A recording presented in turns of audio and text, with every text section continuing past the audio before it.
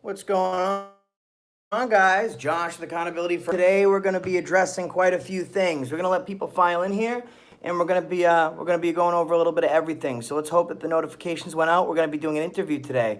Couple interviews, as a matter of fact. People are going to be interviewing me. I'm going to be interviewing others. We have a lot of important questions that we want to ask people. One of those questions is going to be for Bill Datto. You've seen his stuff online. What's happened recently with my arrest has not just affected me. It's affected the lives of others, okay? So we're gonna go over it all. And there's a lot of stuff I have to touch base with. And first, we're gonna be doing an interview with Bill Datto. You guys have seen him online, okay? And I'm gonna show you some of his product. Tow truck girl, please. Yep.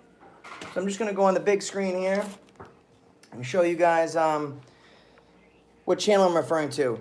So guys, when I was locked up, a lot of people jumped shipped, okay? And then there was a lot of people that went after the few supporters that I have left. Trump said, "How we doing, man?" And they're doing a lot of crazy stuff. So I need to show them the messages that are on the phone here, but I don't think I can because it's on your phone, huh? So this guy, Bill Datto, has been getting text messages from people pretending to be me. His child is unfortunately ill with cancer. He's going through a lot of stuff. So he's had everything happen from death threats, people attacking his child, stuff like that. Just like Hot Tow Truck Girl had her child taken illegally. And that's another thing we're going to touch base upon, Turtleboy, right? So her child's father was invited onto Turtleboy, and they call flooded the Department of Children and Family Services to say that she was using drugs, that she was assaulting her kid, leaving him in hot cars unattended for hours. So she goes into the court, and she wins her kid back. She takes a drug test. She's provided drug tests. She's been on drug tests. There's no problem. She's not doing drugs. All these allegations are reported false. And on the way out, her child's father and grandfather actually physically assault her, which we have on video, which I showed you guys a clip of the other night. Very unfortunate. So the lashback has been affecting her, has been affecting people's lives and destroying families. The other thing was people were suggesting that I've been using drugs, right? I'm going to release a little bit of personal information here, okay? I can't be using drugs because while I've been clean, I've been on a medication that's an opiate blocker. It's called Suboxone, okay? I've been taking it for years, all right? So no, I don't do drugs. I've been clean for quite a long time, years. I'm not doing them now. I continue to take my medication. Our tow truck girl doesn't do drugs. So we laid those issues to rest. And after all that, guys, you want to see the tattoos? We're unbroken, right? I'm going to stay unbroken. And here's the other thing, 512. Well, let's address that because I love how people come up as they go. So I was in a car, okay? People are saying, oh, you're smoking in a car with the kid. You see the child get out of the car. Now, I'm on my phone. I have no phone because the police stole my phone. So my phone doesn't have a SIM card. I can only go live on my phone when I'm using her hotspot. So she was taking all of her stuff into the hotel, room number 512, because she had to use her flashlight to look in the trunk for her laptop and her credit card. So every time she walked away from me to use the flashlight to go look in the trunk, I started losing service. So I got up to tell her, no, I need the phone back. It needs to stay right next to me. Just go inside. I'll meet you. What room number are you in? 512.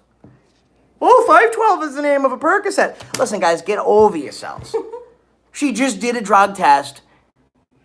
I mean, you really gotta get over it, okay? It keeps me entertained. You know what I mean? But Danielle doesn't use drugs, okay? Sorry. She just went in and took a test for the court. So right now we're going to call Bill Datto, okay? I want you guys to go online and look him up, and I'm going to show you what his channel name is right now, okay? He's been a big supporter of us and his child with cancer is being attacked. He has a learning curve. I wouldn't call it a disability. I would say that he has it a little bit harder than the rest of us. People have been attacking him on that. He's gotten messages signing him and his child up, his small child, to Pornhub, drug addiction treatment services, because he supports me. my phone back, guys. Can you do a video on your life when you were on opioids? I don't mind talking about my life when I was on opioids, guys. I don't mind talking about anything. Okay, at this point, it's all out there. We want to get out there and get moving forward. Unfortunately, I had a very, very bad drug problem. Okay, I was 18 years old, and I had a very bad drug problem. I was hooked on heroin. Okay, and it destroyed my life. Destroyed my life. And luckily now, I'm clean. But it's an epidemic out there. And somebody using drugs doesn't mean they're a bad person. It means they made a bad decision. It's called the disease because it's a disease. You know what I mean? And you know what? Yeah, I don't know what you wanna do, but some people have trouble getting past it. And yeah, let's just look up Bill Dado. All right, so we're gonna call him, and we're going to do an interview. We are going to discuss any questions and all questions. Keep in mind, guys, please keep the questions coming up on here to a minimum, because I can't keep up with everything. So if you have something you want to be said, hey, Ken, just hang on to it, and we're going to address it, okay? And I'll write them down as I go. But if you guys flood me with comments, I can't do it. All right. So this is Bill Dado.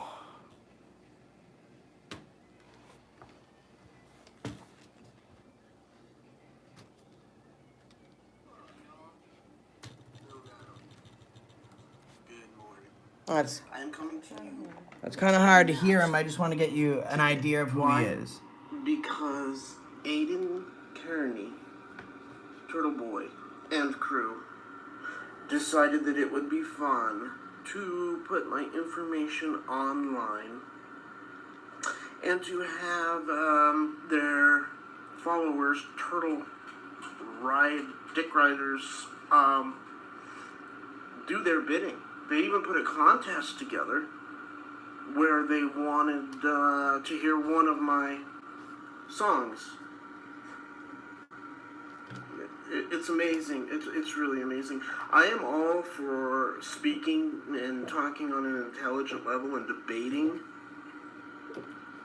But when somebody takes that too far and they bring your wife and your kids into it, that's where I draw the line.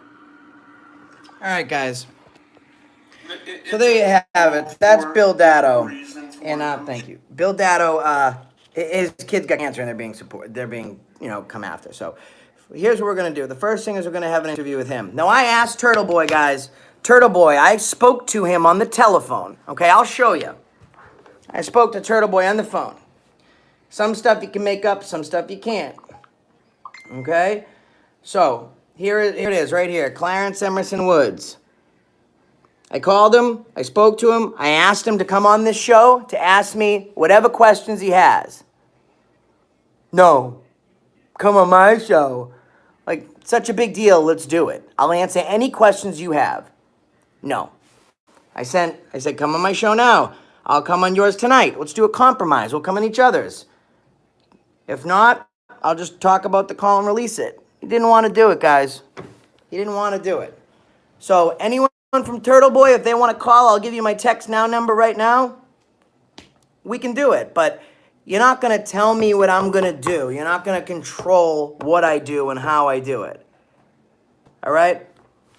So we're going to do Bill Dado right now, and we're going to talk about that. All right? Turtleboy wants to interview me. They got right now. I'm waiting for him.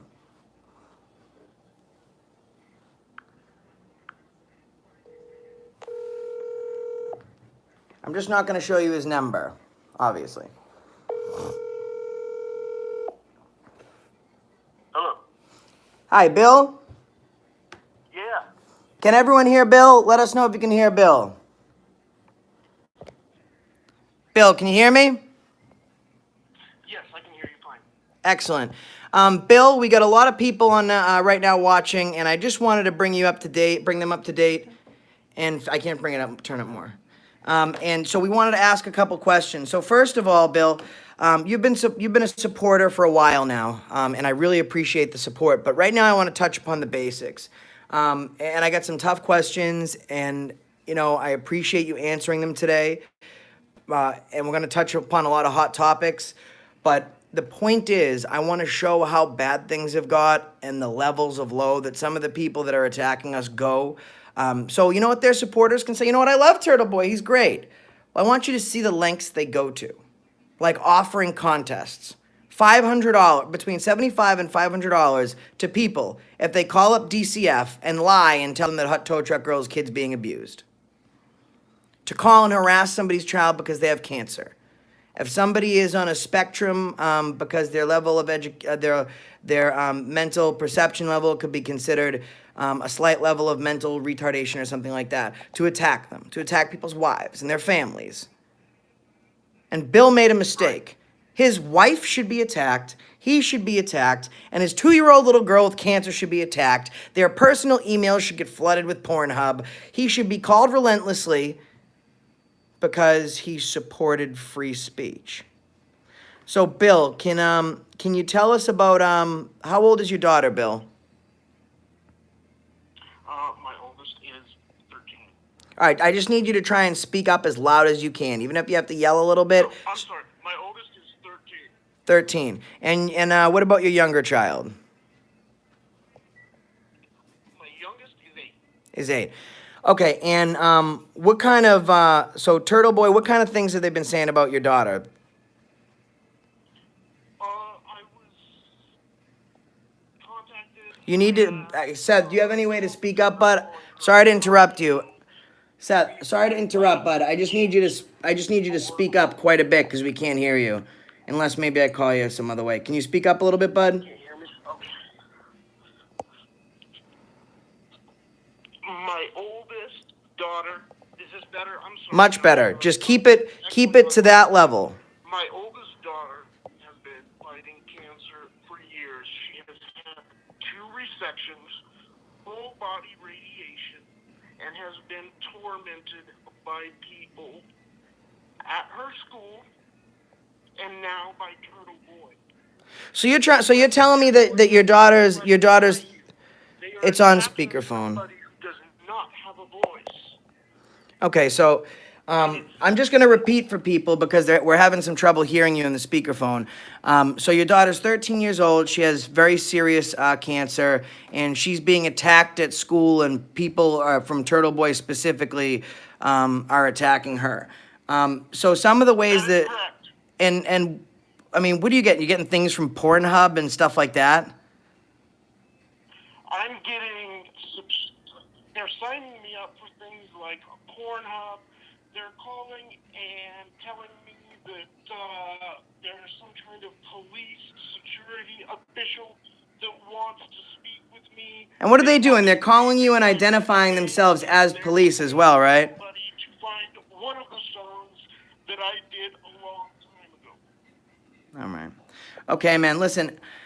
So, basically, in essence, and I don't want to paraphrase, you've supported me, and now, and also you have you have a daughter that has cancer. She's being attacked at school. Like, you guys are just getting, you're just getting attacked. You're on the defensive to live your life because you're supporting me.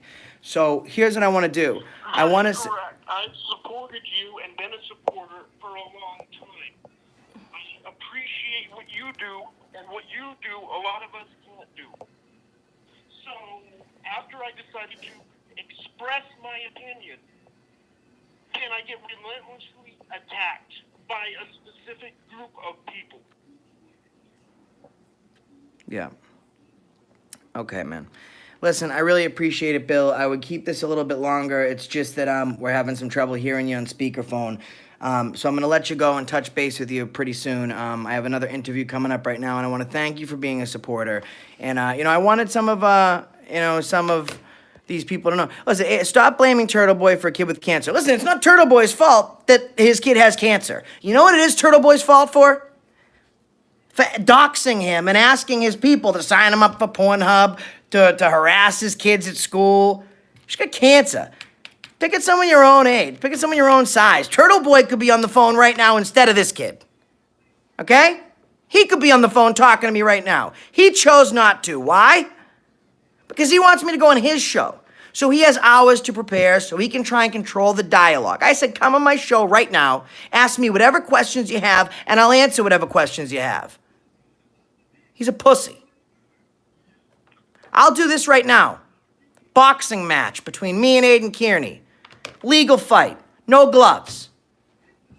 The winner pays $1,000 to charity. We do it live. That's an invitation. Me against Aiden Kearney. Now, Aiden Kearney used to be a high school teacher in Worcester, and he lost his job. There are allegations that he had a sexual relationship with one of his 15-year-old students, and he left with a full severance package. Well, and he denied it. People said, are you part of Turtleboy? He denied it. I'm not part of Turtleboy. I do some advertising for them. Then he gets sued civilly for what he did to this girl. And all of a sudden, now he's not getting that money coming in. And now all of a sudden, Turtleboy is all about Turtleboy. I've never denied being part of what I do. He denied it until he needed more money because allegedly he's hooking up with kids. Which was released not by me. Look it up. This is a major article on a well-established media outlet. Okay? And he's sending people to my house, assault me, attacking people with cancer. So support him if you want. That's fine. I don't care who the hell you support. But at least openly say, yeah, I support someone that has sex with kids they teach. That's a kid's teacher. I mean, it's wrong to be a pedophile anyways, allegedly. But it's even worse when you take your position of trust and enforce it in a sexual fashion.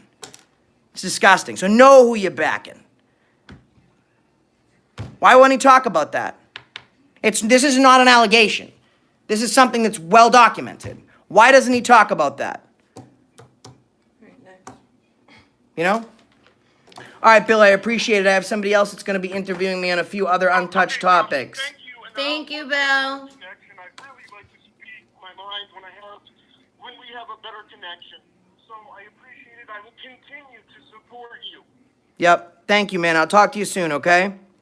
Thanks, Josh. Good day.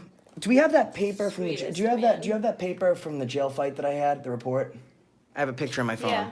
All right, guys, someone just asked about the jail fight. Let's talk about it.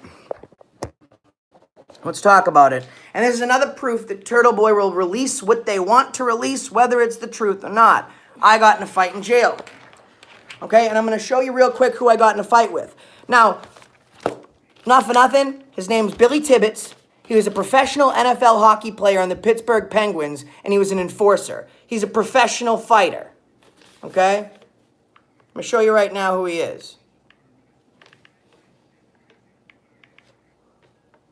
Okay? And then, because he's saying I got my head kicked in and they beat the holy hell out of me. This is Billy Tibbetts.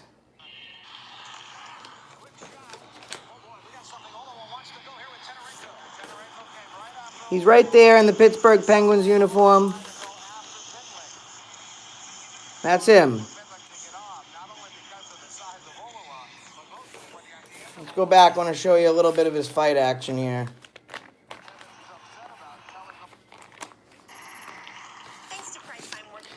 So, Billy Tibbetts, professional hockey player. He's about 6'3", 240 pounds, in the best shape of his life. He's about 42 years old, right? So I'm in jail, and we have a disagreement, okay? So, I'm not going to take it.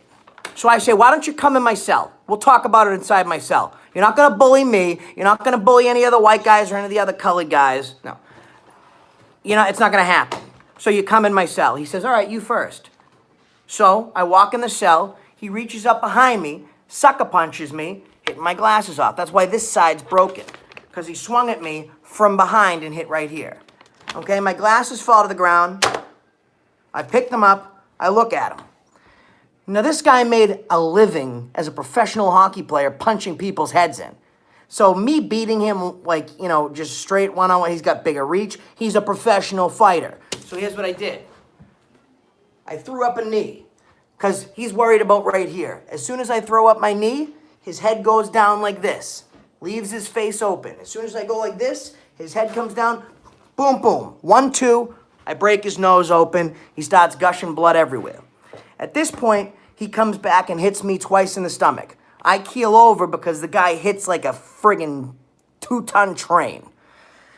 At this point, I step back, he misses another one, and he's already bleeding. His eyes are tearing up, his nose is running, he can't see. I get another shot in his nose. He falls down, I jump on top of him. I continue to fight him and beat his head in until the police order me to stop. I do not stop because I'm seeing every single other tyrant that's ever wronged me in this guy. Plus, I'm being told that the cops in the jail told him to attack me in exchange for canteen. We'll give you food and electronics and cosmetics. Go take care of this kid. So Turtleboy releases something saying that he beats my head in. Guys, he left the unit first. I went right down to the hole, which is solitary confinement. He went to the nurse. He left the unit leaking. So Turtleboy can say what he wants, but what proof does he offer? Hold on, guys. Hello? Hey, bitch boy.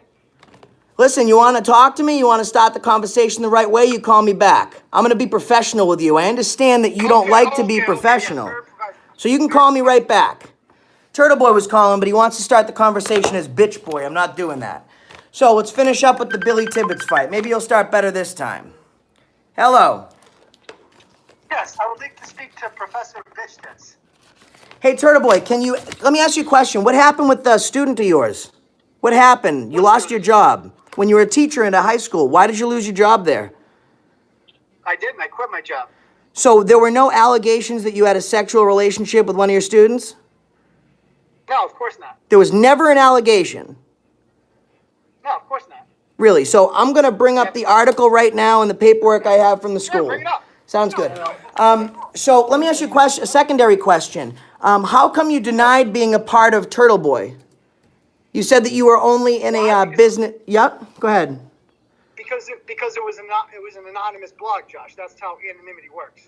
Right. I understand you don't want people to know who was behind Turtleboy at the time, but you said specifically that you didn't represent their thoughts or their opinions. You worked for them in an advertisement role. It's a marketing company, right? Turtleboy is a marketing company on paper, so I do run the marketing for the website. So. James Freeman, what's going on, man? Right now on the phone, we got Clarence Emerson Woods. Aiden Kearney from Turtleboy was kind enough to call in, and I made a deal with him. Did you so find now, out any evidence, or you said you had evidence about? yeah. So, but here's the thing. Here's where I want to touch upon real quick, and I'm going to answer his questions too, guys, and then I'm going to be going on to his show tonight because I'm nothing if not a man of my word. So I will do that. But here's the thing. You're telling me that there's never been an allegation of a sexual encounter between you and a child. That's not the case. That's not the case. It was specifically because of that. Do we get the Can you document that? Do you have any evidence to back that up? Yep, absolutely. And we're bringing it up right now. Guys, just so you can see, we're waiting for the internet to load right now. So give that a second. Yeah, definitely. Load up that internet. Sure. Okay, so we're doing that. Everything's live so people can see. So second question, you said that I got in a fight, and I pretty much got my head kicked in, right? It wasn't much of a fight. You got your ass beat. I got my ass kicked. Okay, so that's what we're saying. And That's what this, everyone's saying. That's what the guards say. That's what Billy Tibbetts says. That's a fact. You got your ass. It's okay. Okay. I don't expect you to beat up Billy Tibbetts. Obviously. yeah, neither did I. That's why You I. did in fact get your ass. That's Okay, so Don't be ashamed of that. okay, so I agree. Listen, getting my ass kicked by Billy Tibbetts would have not been a problem. So listen, hold on, calm down. We'll go back and forth here, right? So you're being told this by guards, and what other than their say so, what evidence do you have to back? I'm gonna read you something, okay? And I sent you. Besides eyewitness testimony, yeah. Besides the eyewitness testimony, you're right. Okay, what eyewitness testimony is better than the guard that was present? I wonder who's a better source, the CO or the lifetime criminal. That's a tough one. So let's take the CO's word for it. I got his report right here. On Thursday, September 12, 2019, I, Deputy Sean O'Brien, have the following to report. At approximately 1:30 p.m., while assigned to the Unit 4-2, I witnessed detainee Joshua Abrams, 190607, physically assault detainee William Tibbetts, number 1505637. Detainee Abrams continued to physically assault detainee Tibbetts and violated the following. 1H, detainee Abrams was fighting with another detainee, William Tibbetts. 3C, this conduct was disruptive and interfered with the safety, security, and orderly running of the 4-2 unit. 7A, detainee Abrams physically got the better of a physical confrontation with detainee Tibbetts. It It does not say that. Read that Was again. ordered several That's times. liar. Was I got the ordered receipt. several times to stop Yes, you got the fighting letter. and did not comply. Show it. My question is this: if I'm getting my head kicked in, Show us where it says you got the I'm holding the goddamn thing up to it, bud. So listen, my question is, it's on the screen. Listen, we're gonna have to do this one at a time because I'm not gonna be screaming over this with you, okay? No. I'm asking So here we go. It say he got the better of it. It doesn't say It's on the report. Okay, it's on the report. It's in front of the screen. Right now. There's 400 So now here we go. right now. Oh my They're- God, they're this is all being- unbearable. they're all being right now. Unbearable. He's That just gonna he's lying. scream and yell. Where- I got the goddamn report. All right. Where? So here we go.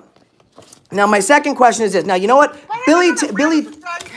Oh my God, dude, are you a freaking moron? Are you a freaking moron? I just have a question. Are you a Wait, freaking can you moron? Can you stop yelling and like maybe like listen for a second? Josh, put your whore on a leash and get her out of my face. You know what? You're No, gonna no, talk to no, my no, freaking no. girlfriend that way, the conversation's gonna end. Call back when you get some manners.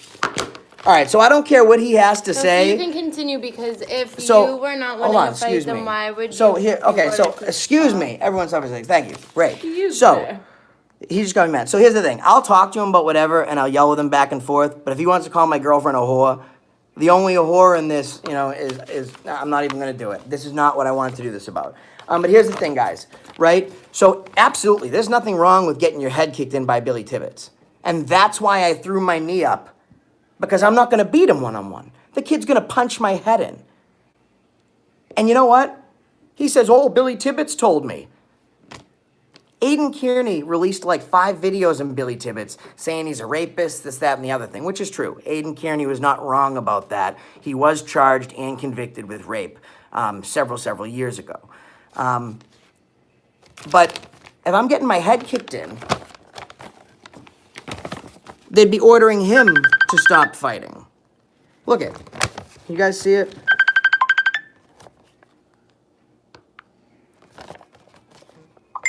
If I'm getting my head kicked in, they would order him to stop fighting.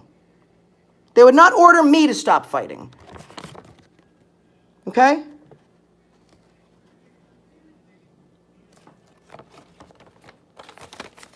I don't know how many times I could show it. This is from the officer on the unit.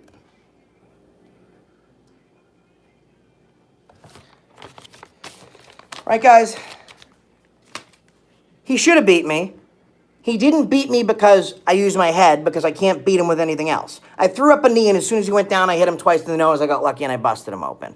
But address the jail fight. And while I was, you have the other papers? You have the other papers? While I was in the hole, I obviously have, it's Turtle Driver. Okay, we'll put it up again. I also got several other tickets while I was in the hole. And here's the other thing. I spoke to Billy Tibbetts several times while I was inside the hole. Now, this is what I love, right? Aiden Kearney from Turtleboy buries Granite State. Now, I hate Granite State, but he buries her. But as soon as she can give him some dirt on me, he's her friend. He hates Billy Tibbetts. Go on his YouTube channel. Go to Turtleboy right now and look up Billy Tibbetts. He's got all sorts of articles talking all this shit about Billy Tibbetts. But yet now, he'll take Billy Tibbetts' word for it, right? One day he's a rapist, and he kidnaps children, and he's smoking crack, and he's on the run from police. But the next day, he's a credible source if he can talk shit about Josh Abrams. Get it together, guys. You know? The next thing I want to talk about, okay? Here's the next thing. While I was in the hole, I got another ticket. Okay? So people are saying I'm a drug user, okay? Hold on a second. People are saying I'm a drug user, and I can address that pretty quickly right now because of all the paperwork that I got, all right? So let me show you that right now. While I was in jail, I continued my medication, all right? And I got in an argument when they wouldn't give it to me. There's a Suboxone program in jail, okay? And they continue to give Suboxone if you've been prescribed to it on the street. Oh, you don't take Suboxone. You don't take Suboxone. You use drugs. On the above date and time, detainee Joshua Abrams committed the following offenses. Detainee Abrams disobeyed multiple orders to lower his voice and stop arguing with the staff.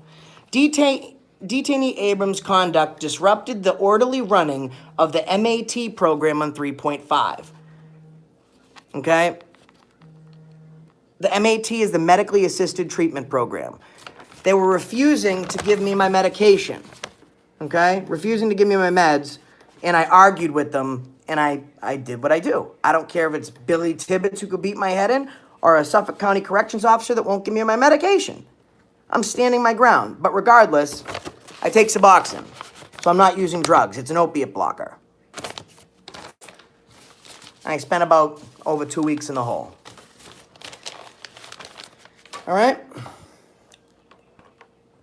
You know what, though? This is about moving forward. And you know what? Follow who you want. And I'm a man of my word. So I guess if you're a Turtleboy fan, you can tune into his show tonight, because I will go on there.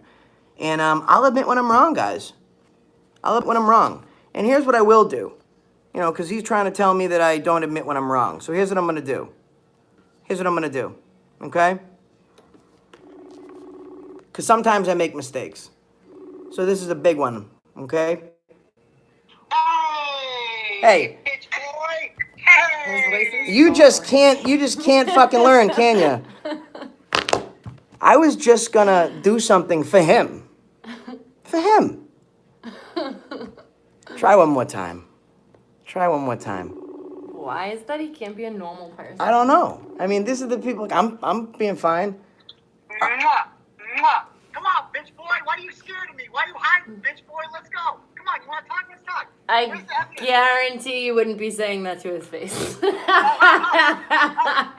got there yet, Josh? Come on. How much Klonopin have you given her today? Be honest with me. Be honest. See, guys, this is Turtle Bitch. Guys, here's the face to go with the name. All right. Now, here's the thing. He's saying, I'm trying to have a civil chat, Turtle Driver. I've been doing that with a few days, but you know, here's the thing. I appreciate what people say behind my back that they would say to my face.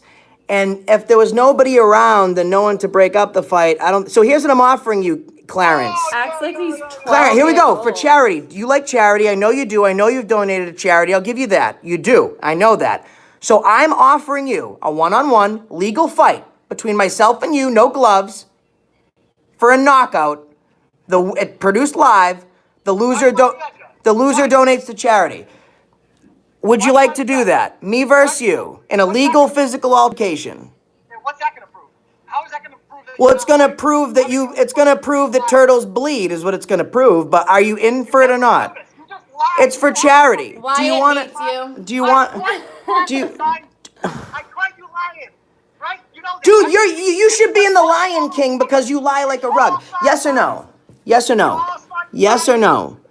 Yes or no? Yes or no? Show us that report where it says you got the better of him. I just did. We're on to the next topic, buddy.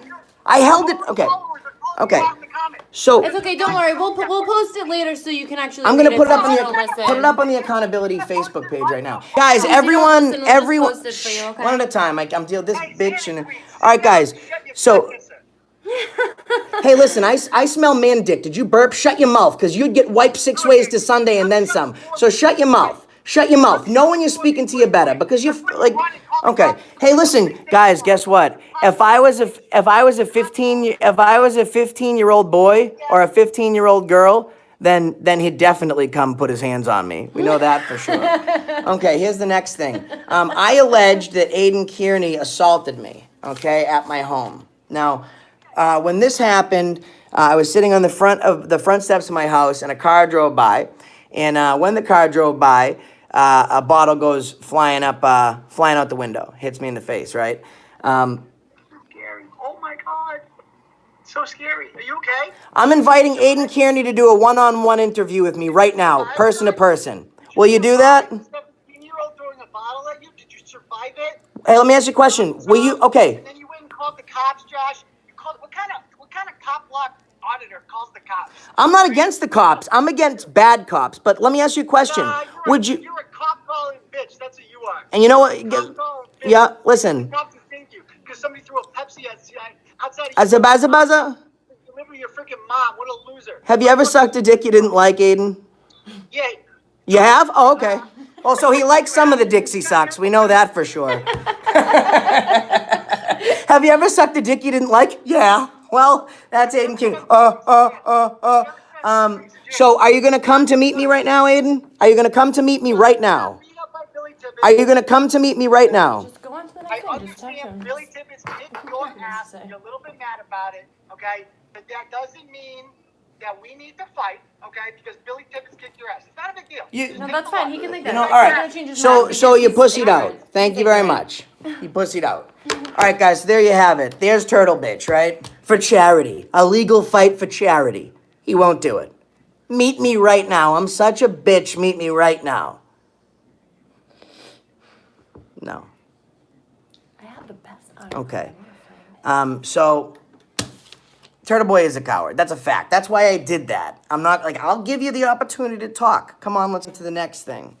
Joe Luna just called, so let's call Joe Luna. That can be the next thing, guys. Let's call Joe Luna. I'd like to address everything today. All the extra stuff that's left over. We'll talk about the Chicago trip and all that stuff.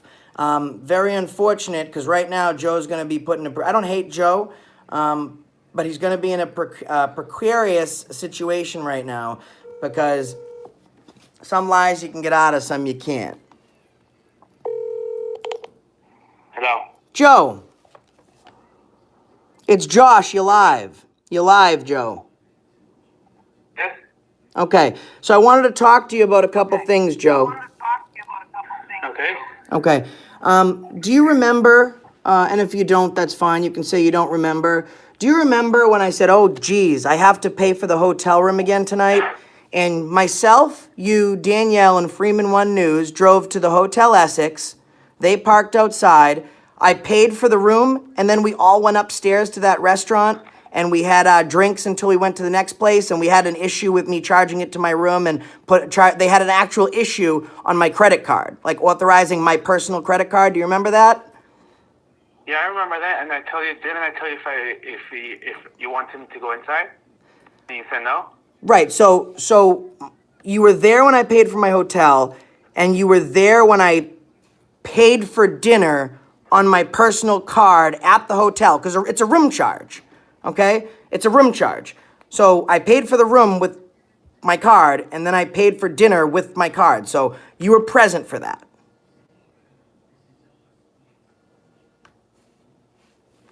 Joe? Probably because that idiot just tried to call again. We lost Joe. Hold on a second, guys. I want to call him. So he remembers that, guys. So first Joe Luna, question blocked. All right. So he remembers it happening. He was there when I paid for my hotel and there when I paid for my food, but Judge Mathis paid for it. Let's address the Chicago trip, guys.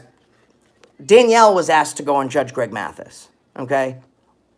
She was put on as a backup because the dates we were going to Chicago didn't work. They didn't coincide, okay? So we went to, no, I didn't hang up on him. I'm gonna call him right back in a second. We went to Chicago and she did Judge Greg Mathis. The last day we were there, we went from Judge Greg Mathis to the airport, okay? They send her a check. They didn't give her any money to go there, okay? They didn't pay for her trip there. They didn't pay for the hotel. My point being is, I said any money that's donated after the expenses to get us there will be given to Joe Luna. They donated $388. The trip came close to $900. On top of that, I paid for everything while I was there. So let's call Joe back and see if he'll deny any of that. I don't think he will. So we just want to figure out, what he has to say. 1 second he's saying that everything was paid for, my hotel, my beverage, everything, and the next second he's saying, yeah, I was there when you paid for it. Which one is it? Maybe he won't answer back this time. Hello. Joe, sorry, I don't know what happened. You got disconnected there. So I was just giving people an update, and so you were there when now let me ask you a question. Whenever we went out to dinner, the Chinese restaurant, the drinks after we went and talked to the 17th precinct, Starbucks, whenever you were with me, when did you pay for something? And I'm talking about everyone, because there was normally between 5 to 6 people with us. Every time we went out, who paid for everything? You did, but didn't I always tell you I want to pay for my shit, and you said no, I got it. Yep, exactly, Joe. So, but that's fine. Yeah, I'm not saying that you didn't offer to pay. I'm just, so we're clarifying. So for the 4 days that we went out, we never ate breakfast together, but for the 4 days we went out, we had dinner and drinks together several times a night, every night, and sometimes lunch. And that added up to, so you agree I paid for that? Yeah. Okay. I never denied that you didn't pay anything, though. Thank you, thank you. Well, you said that there's allegations that my hotel and my plane were paid for. So secondly, yeah.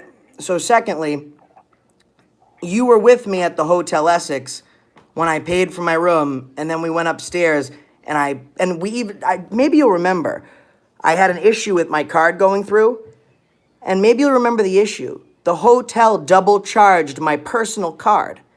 So they were having trouble processing the dinner charge. They're saying, hey, listen, the hotel, you just paid for your room, right? Yeah. Well, they processed your charge twice. So we're having trouble paying for dinner on that personal card. We're going to try and figure it out. Do you have another way to pay? And I said, no, I only have my credit card. Do you remember that, Joe? Yeah, I remember that. I remember you mentioning that too, and Okay. I seen you arguing with them. Okay. But So- here's my other question. All right, so let's go one at a time. Let's go one at a time. So we'll get to that question next, okay? I want to make sure everything is addressed. So I paid for all the food and drinks. Done. Check off the list. We don't have to talk about that. Second issue. People are saying that my hotel was paid for by Judge Greg Mathis.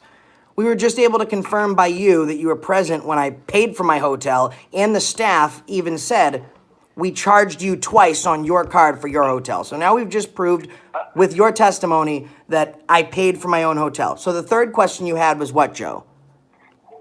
Okay. The first hotel that you were with, who paid that hotel? I paid for that hotel. We couldn't afford it after the second night.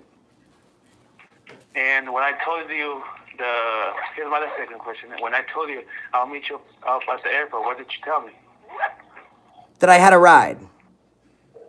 Okay. When I landed, do you mean, Joe? Or when I came or when I left? When you came. When I came. Yeah, I said I didn't need you to pick me up. I had a ride. Okay. Okay. So why? Okay. Here's my other question. Yep. Then why in the video it says you were talking before that about Judge Mathis? Because she got an That was email. my business, and I just didn't want anyone to know. Okay, so go about ahead. it. So go ahead. I just didn't want anyone to know, and plus we weren't supposed to say anything. So, first of all, that's her personal business. It's a civil lawsuit. But secondly, that wasn't why we were there. They didn't talk to her, not me, because it wasn't my case, until last minute. Because they said, hey, can you want to come to Chicago and film? No, we can't. We already have plane tickets. The dates aren't going to work. So they said, fine, done deal. Now, you'll remember when I was in Chicago, after we were filming, what happened the day that I left. I said, hey, listen, something just came up. I was asked to do some TV stuff, and I have to go there last minute. And I was actually talking to them on the phone in front of you. They asked us last minute, they say, hey, one of our guys missed their flight. The offer still stands. You're still in Chicago. We'll write you a check and mail it to you for $250. Do you want to come on the show? We were already wrapped up. You and I got into a disagreement, and we had a plane to catch. And we said, you know what? As long as that's extra exposure, it'll air in a couple months. It's as long as they get us on the air and we can make our plane, that's fine. And what happened, Joe? So were you also aware how I changed my flight dates, Joe? Remember how I changed my flight for an extra day? Yeah. Okay, so I went to the airport by myself and I changed my flight ticket, right? Yeah. I would have had to have the show go down there for me, Joe. They would have had to bring their credit card. If the show paid for it, Joe, it would have been on their card and I would have been able to make no changes to the reservation. Someone from the show would have had to gone down there, produce a new card, and on top of that, the tickets would have been in their name. The tickets were both in my name. Okay, Joe? So I decided to pay out of my pocket to stay an extra night on my flight and then had you pick me up from the airport. So because she's already in Chicago and she goes on Judge Greg Mathis, is it true to say, Joe, that while I was filming with you, there were several days where Danielle was not with us because she was out doing personal things? Were there a couple days she wasn't with us? No, I never said that though. Okay. So someone says you could have bought a one-way flight. I could have, but the thing was, we didn't know if what day we'd be coming back, if we could stay there a little bit longer. And plus, one of our subscribers works for Southwest Airlines. So, if you guys will remember, Vash 469 works for Southwest, and I said I'll come down there because he said I can get you free tickets, right? And it wasn't working out. Notice how I took Southwest back. What do you think? I called you like. So I'm glad we're able to figure this out. So you were present when I paid for my hotel, okay? And here's the thing: I was staying at, what was the name of that first hotel I was at? What was the name of that one? I have no idea. So I don't remember. it was $180, no, it was $280 a night, and it was right in the heart of downtown. We stayed there because of where it was. After 2 nights of that, we couldn't afford it, so that's why I went to the Hotel Essex and paid $126. Acme, thank you. I paid $126 for the one at Essex, the one at Hotel Essex, because I couldn't afford it. Not for nothing, but if Judge Greg Mathis was paying for my trip, they wouldn't be having me bounce around from hotels to hotel. I've done some research. When you go on Mathis, because I would know, but we didn't plan to go there. We took it as a last minute thing because we were already done with everything else. They fly you out the night before, so I would get there at 7 p.m., 8 p.m. I would go on their show the next morning, and I would leave from there to the airport. I was in Chicago for 4 days paying for everything. So unless, Judge Greg Mathis gave me my own credit card with my own name on it, I'm glad we were able to address these issues. Is there anything else, Joe? We got $388. The trip cost just under $900. Okay, so I paid about $400 out of pocket for the American Airlines flight there, the Southwest flight back. I paid for everyone's food and beverage, which you have agreed to all this while I was there, for a grand total. Yes, I never denied that. For a grand total of $2,800 was spent out of pocket. And you're upset that I didn't give you any money. What money should I have given you, Joe? Please tell me. Can you just explain the money? All right. To clarify all this, remember when we were making the video with people, when like on 11/12? Yeah, I said that any money that was extra, so after the plane ticket and where we were staying, any extra money would go to your lawyer, correct?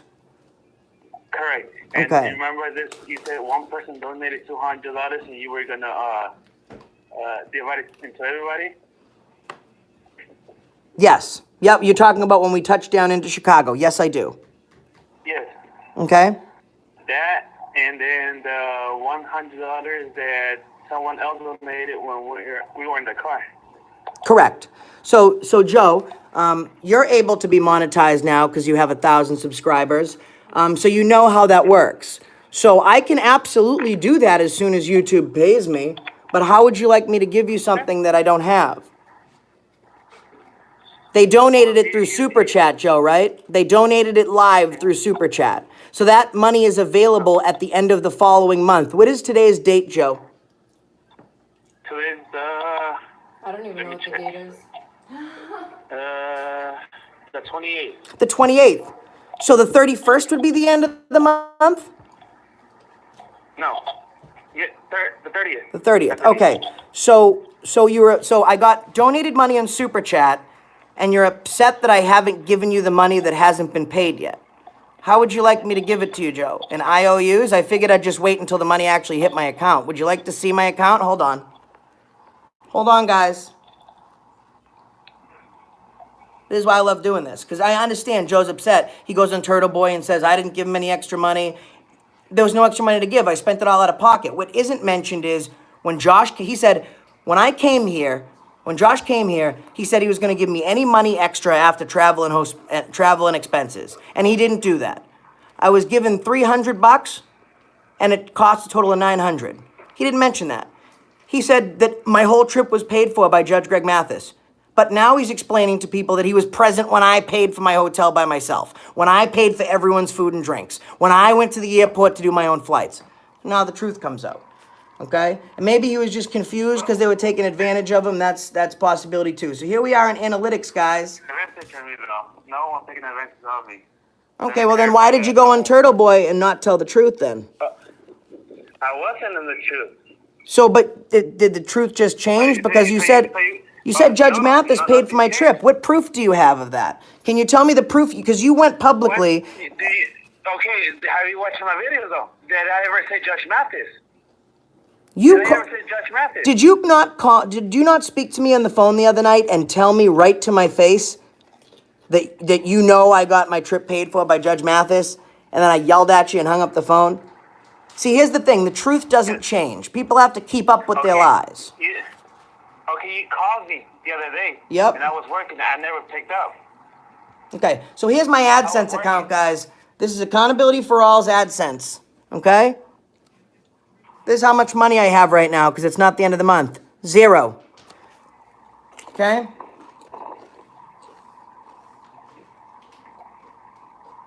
Now, the most recent payment I have, guys, is $2,324.62. It's available to be paid on the 21st of September, and it takes 10 to 14 days to receive that payment. So that's the payment I'm getting, and that's the money I have, because it hasn't hit my account. Paperwork don't lie. So yeah, Joe, I did say I'd split that money with you. Unfortunately, I have to wait to get it. What else? All right, here's my other question. Yep. Why did you say I was talking shit when I did it? Did you go on Turtleboy? But was I talking shit? You said that my trip... You said you did. I mean, call it talking shit, or call it lying, call it misunderstanding the situation, call it misrepresenting.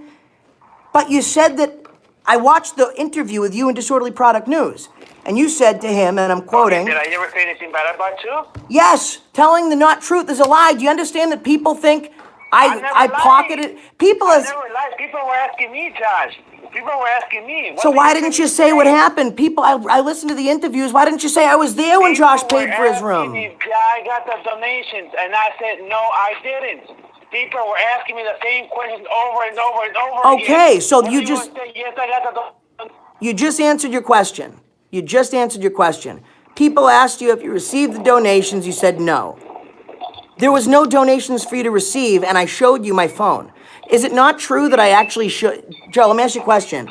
Did I not go on my analytics pay and my AdSense and show you the numbers there to give you an example of how much money you can make once the money comes in? Did I not do that? Yeah, you showed me. I showed you. Were you there when people kept asking me over and over every single day, every single 30 minutes, did you get the donations we donated? And I was like, no. So I decided to go to the interview.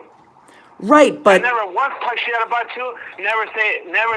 I never said, Josh, after you this and that. Never said that. Right, so you're saying that... I backstabbed you? So why wouldn't you tell people... No, hold on.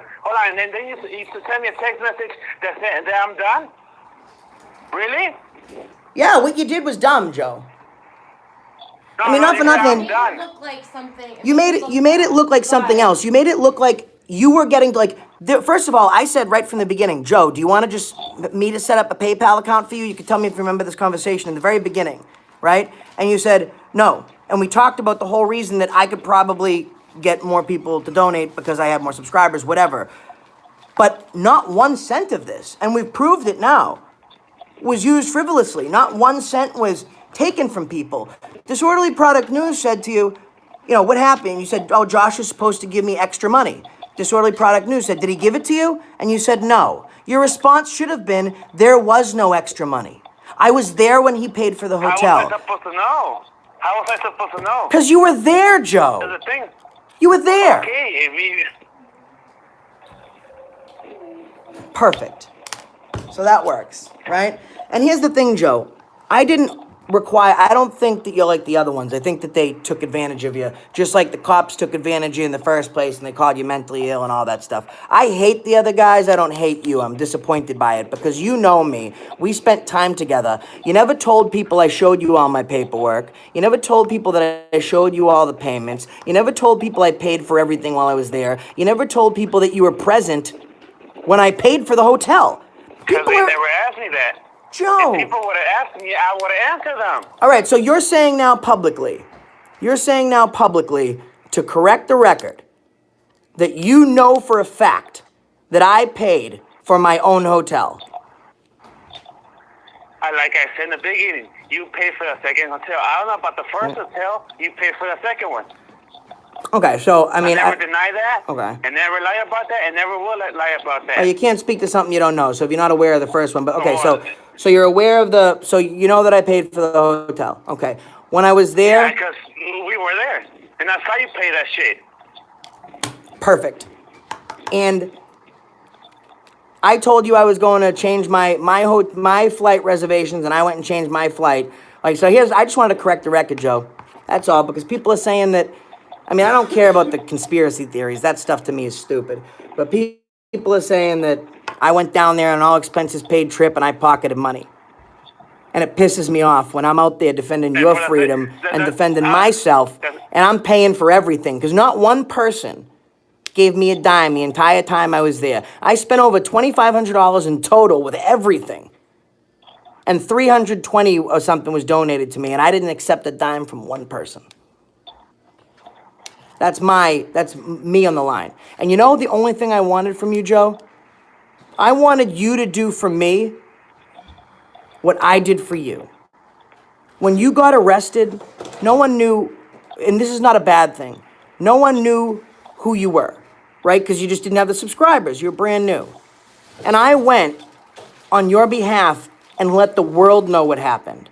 You're speaking to me right now on my live broadcast, and I'm saying I'm on the phone with Joe Luna, and people know who I'm talking about because of what I did that night and because of the sacrifice you made that night.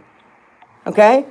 And now you're out doing what you're doing, and I wouldn't let you get bullied. And when Chi-Town Sue was out there saying you never got arrested, this never happened, and people were starting to throw dirt in your name, I stuck by you.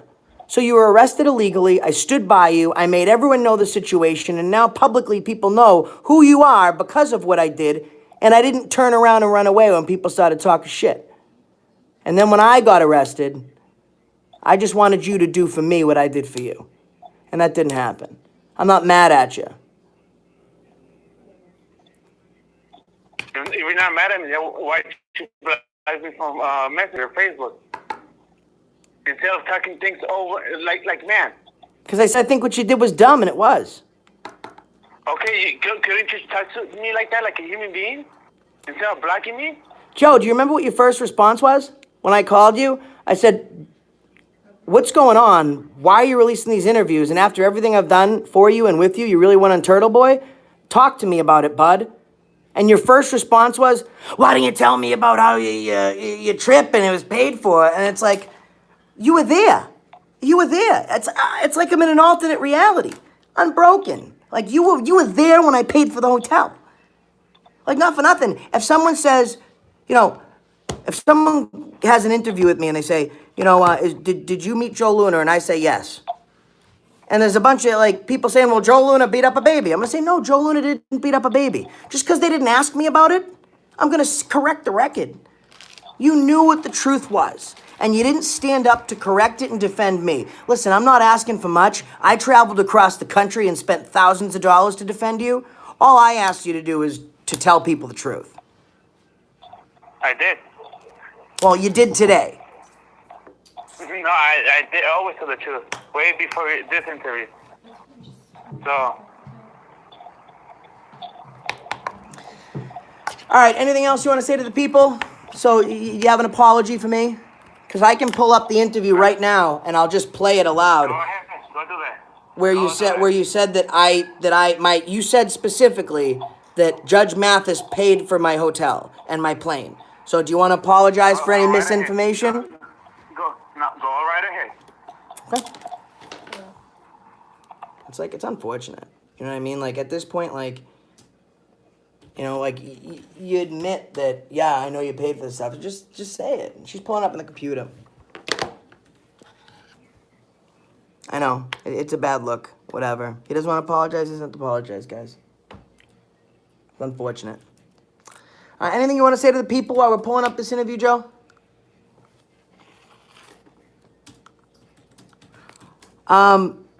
Ray Alvarez says, Joe, he is right. You should apologize to him. I just think Joe was bullied into saying and how they wanted to be perceived. Unfortunate. Ignorant pleb. Joe didn't apologize?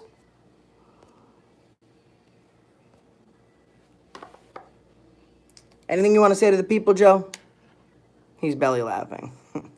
Anything you want to say to the people, Joe?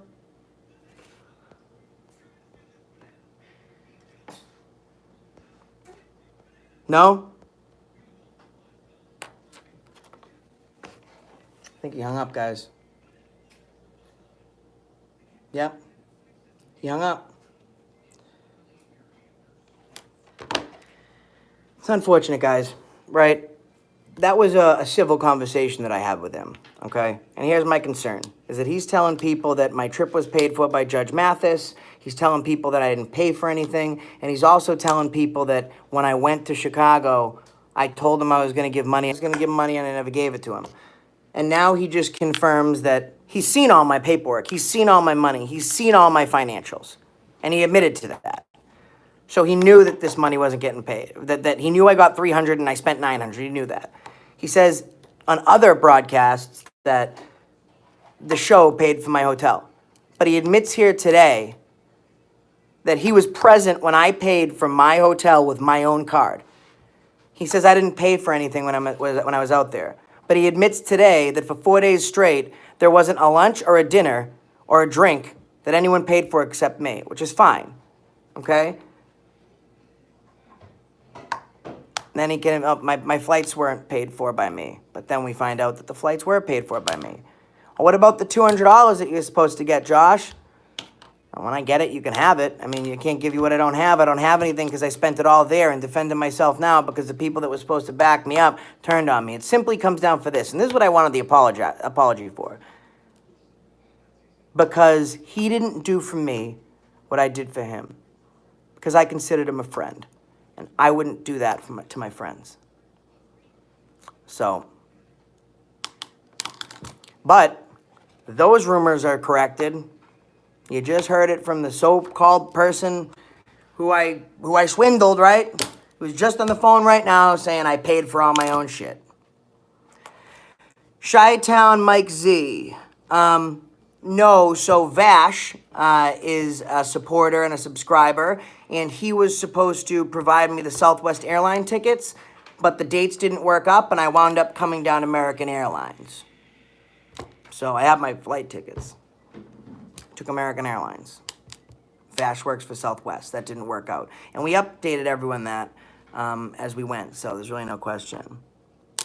And that's not being a bully, guys, is the other thing. He said something that wasn't true. I'm defending my honor, right? I'm defending my character and my credibility. If someone's going to go out and publicly lie about me to the world, I have every right to say, hey, and listen, you guys see me when I get angry. You see how I talk to Turtle Bitch and everybody else when they take away my rights. I was nice to him. At the end of the day, I just want the story to get corrected. Turtleboy Sports, you rape kids. That's public. I know I didn't bully him. All right, guys. Oh, what's up, Derek? All right, going on to the next thing. I'd like to call someone else that has there's more important questions about some stuff. Let's touch base with that. I was going to do an announcement for Aiden that would have actually been nice of me to do, but I'm not liking the way that he talked to me. I want to talk. Right now we're calling Shannon, guys. Shannon wants to ask me a few questions about my past. Now, just to correct this, people were saying, oh, you're convicted, you're convicted. I'm saying it's an open case. I can't be convicted if the case is open. So I'm not understanding. People are saying, oh, you're convicted. It's an open case. How can I be convicted? So I sat down with somebody on the phone that I don't personally know and went over everything, and they sent me some paperwork. And I said, finally, oh, that's what people are talking about? This is what we're referring to when we're talking about this stuff? Let's do it. So her name is Shannon, and she's here today. I'm going to put her on. And I told her, hold on, let me put it on so everyone can see you. All right, there she is. Say hi to everyone, Shannon. Hi. So Shannon, Let me pull on. Let me before I kill myself. Hold on. Okay. So Beanie E just said scripted. Shannon is actually, I wanted someone to ask me questions that is not a huge accountability for all supporter. Now, also, Tom DeRosia, he's a big Turtleboy fanatic, can attest to this. I had a big phone call with him and I asked him to do this. And he wasn't available at that moment. He might be calling in. And I told her, ask me whatever you want.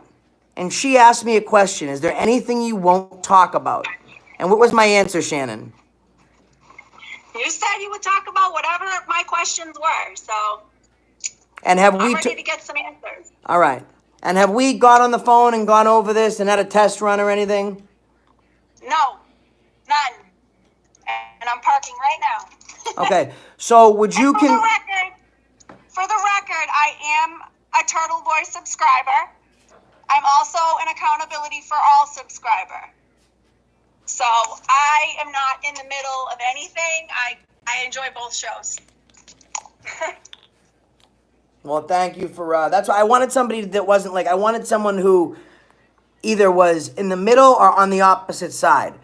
So that way the Josh, I just started watching you about a month ago. My husband's actually a huge Accountability for All fan. I'm a little leery of you, just because I didn't understand, which is what my questions are today. So I love that you're going to give me the opportunity to ask, and let's get these answers. All right, I'm ready for it. So, guys, if you're just tuning in, I know a couple of people are.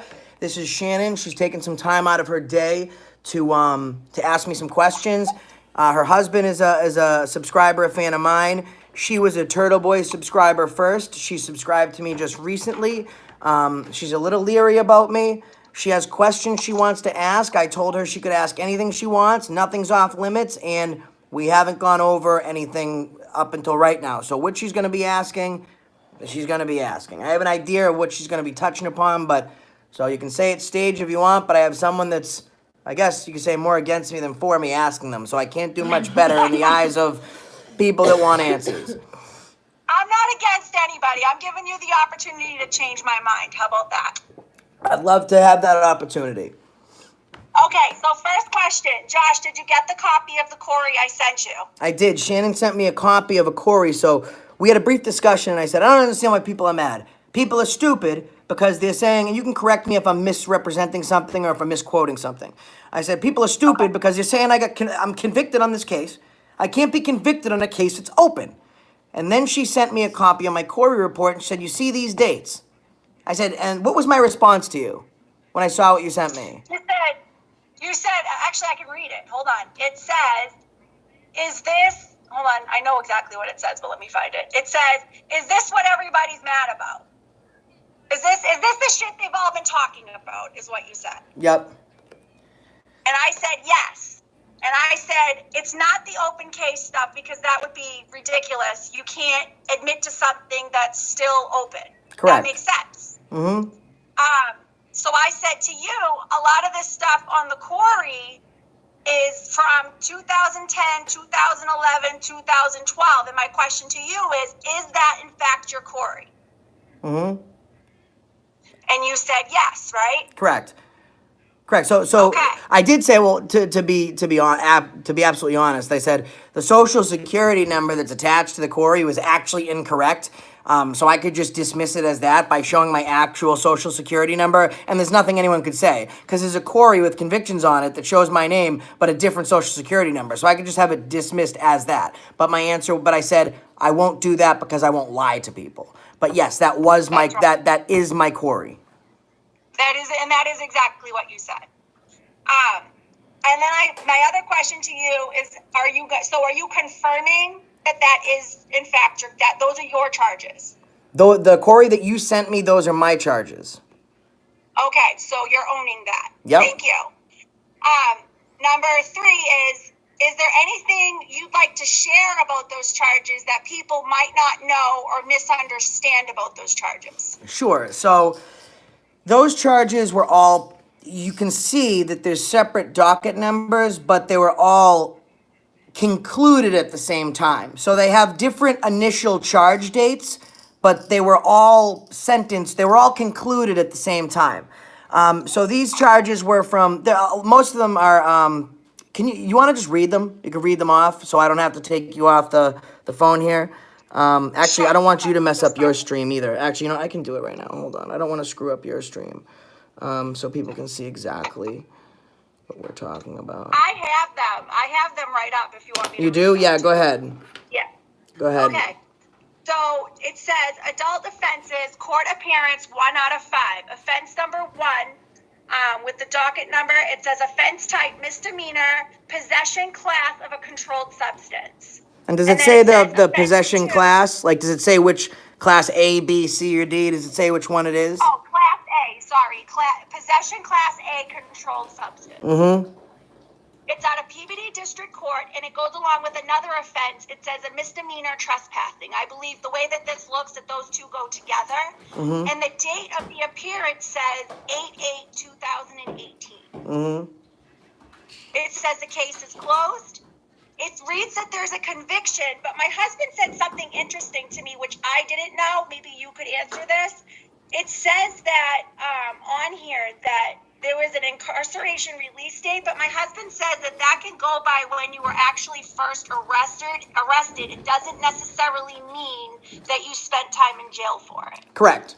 So what it is, it's from based on the initial time you're charged. So there's something in Mass called a continuance without a finding. Okay. So a continuance without a finding says where I'm going to say that I'm not guilty. I'm not going to go to trial. So a continuance without a finding for 2 years. So I have to stay out of trouble for 2 years. And if I do, those charges disappear from my record completely. Until that point, it will show up. It's not technically a conviction. It's a continuance without a finding.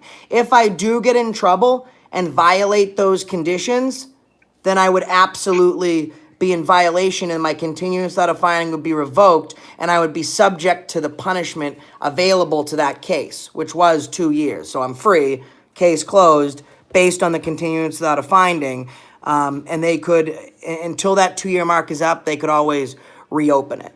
And the girl that I was charged with wound up getting taken into custody, and she's still incarcerated for that charge. So that's in consideration to that one.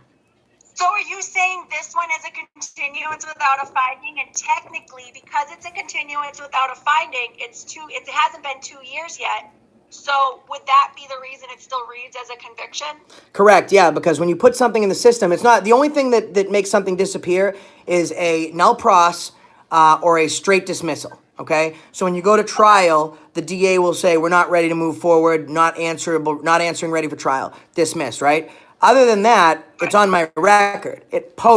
Any continuance without a finding shows as a conviction. The day that 2 year ends. It reads as a CWF. It reads as a CWF. Continuance without finding, exactly. And then it just disappears. So it's basically, it's called pleading to sufficient facts. I'm basically saying that for 2 years, I'm saying that if we went to trial, the DA could have met their burden of proof, but they're also admitting that I may have been able to answer my burden. So if I stay out of trouble for 2 years, problem solved, it never happened. If I get in trouble, I have to answer to the fullest extent of the law, and I have to go do jail time. That happened, unfortunately, with the other party involved in this case. I wasn't using, I was able to maintain my sobriety through it. So, I'm free as the other party is not, but that's how that wound up happening. Josh, in that particular case, I know you have something that's open now. When did you start taking Suboxone and got sober exactly? Like when is your sobriety date? So I'm straight up with this, and it's like the date I stopped using heroin was in 2013.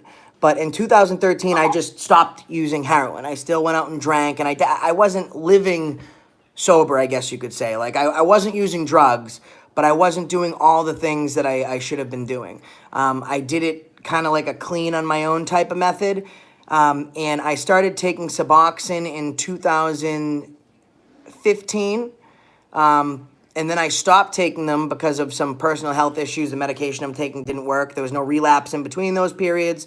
And I've been drug tested continuously, either for my doctors or whatever. So, and then I started taking Suboxone again in 2017, and I've been taking it continuously. And when I went to jail for this, they continued my Suboxone. So there's been no interruption of that medication. And if some people want to know, Suboxone, you can't take opiates, okay? It's got an opiate blocker. Right. They used to have a medication called Right. Subutex where, you know, I could use heroin, and then when I didn't have any, I started getting sick, I could take a Subutex to get rid of the side effects of being sick, and then as soon as I got heroin, I could just do it. Suboxone, you can't do that. Right. It forces, if you have heroin in your system and then you take a Suboxone, it forces your body into violent withdrawals. It has an opiate blocker called naltrexone. It's what's in Narcan to bring people out of an OD. That's what's inside naltrexone. I started using it as a fail-safe mechanism, not because I was sick, because to be honest with you, when I started taking it, I was long from drugs. But I had a lot of hard issues in my life that I was going through, and I was afraid that I might make a mistake. So I took it as a preventative measure, and I've been taking it in that fashion ever since. So you're saying you've been taking it over 3 years now, roughly, almost 3 years? 2.5 consecutively, yep. And then I took it before then. Okay. And you have to take it every day, right? I take three a day. Okay.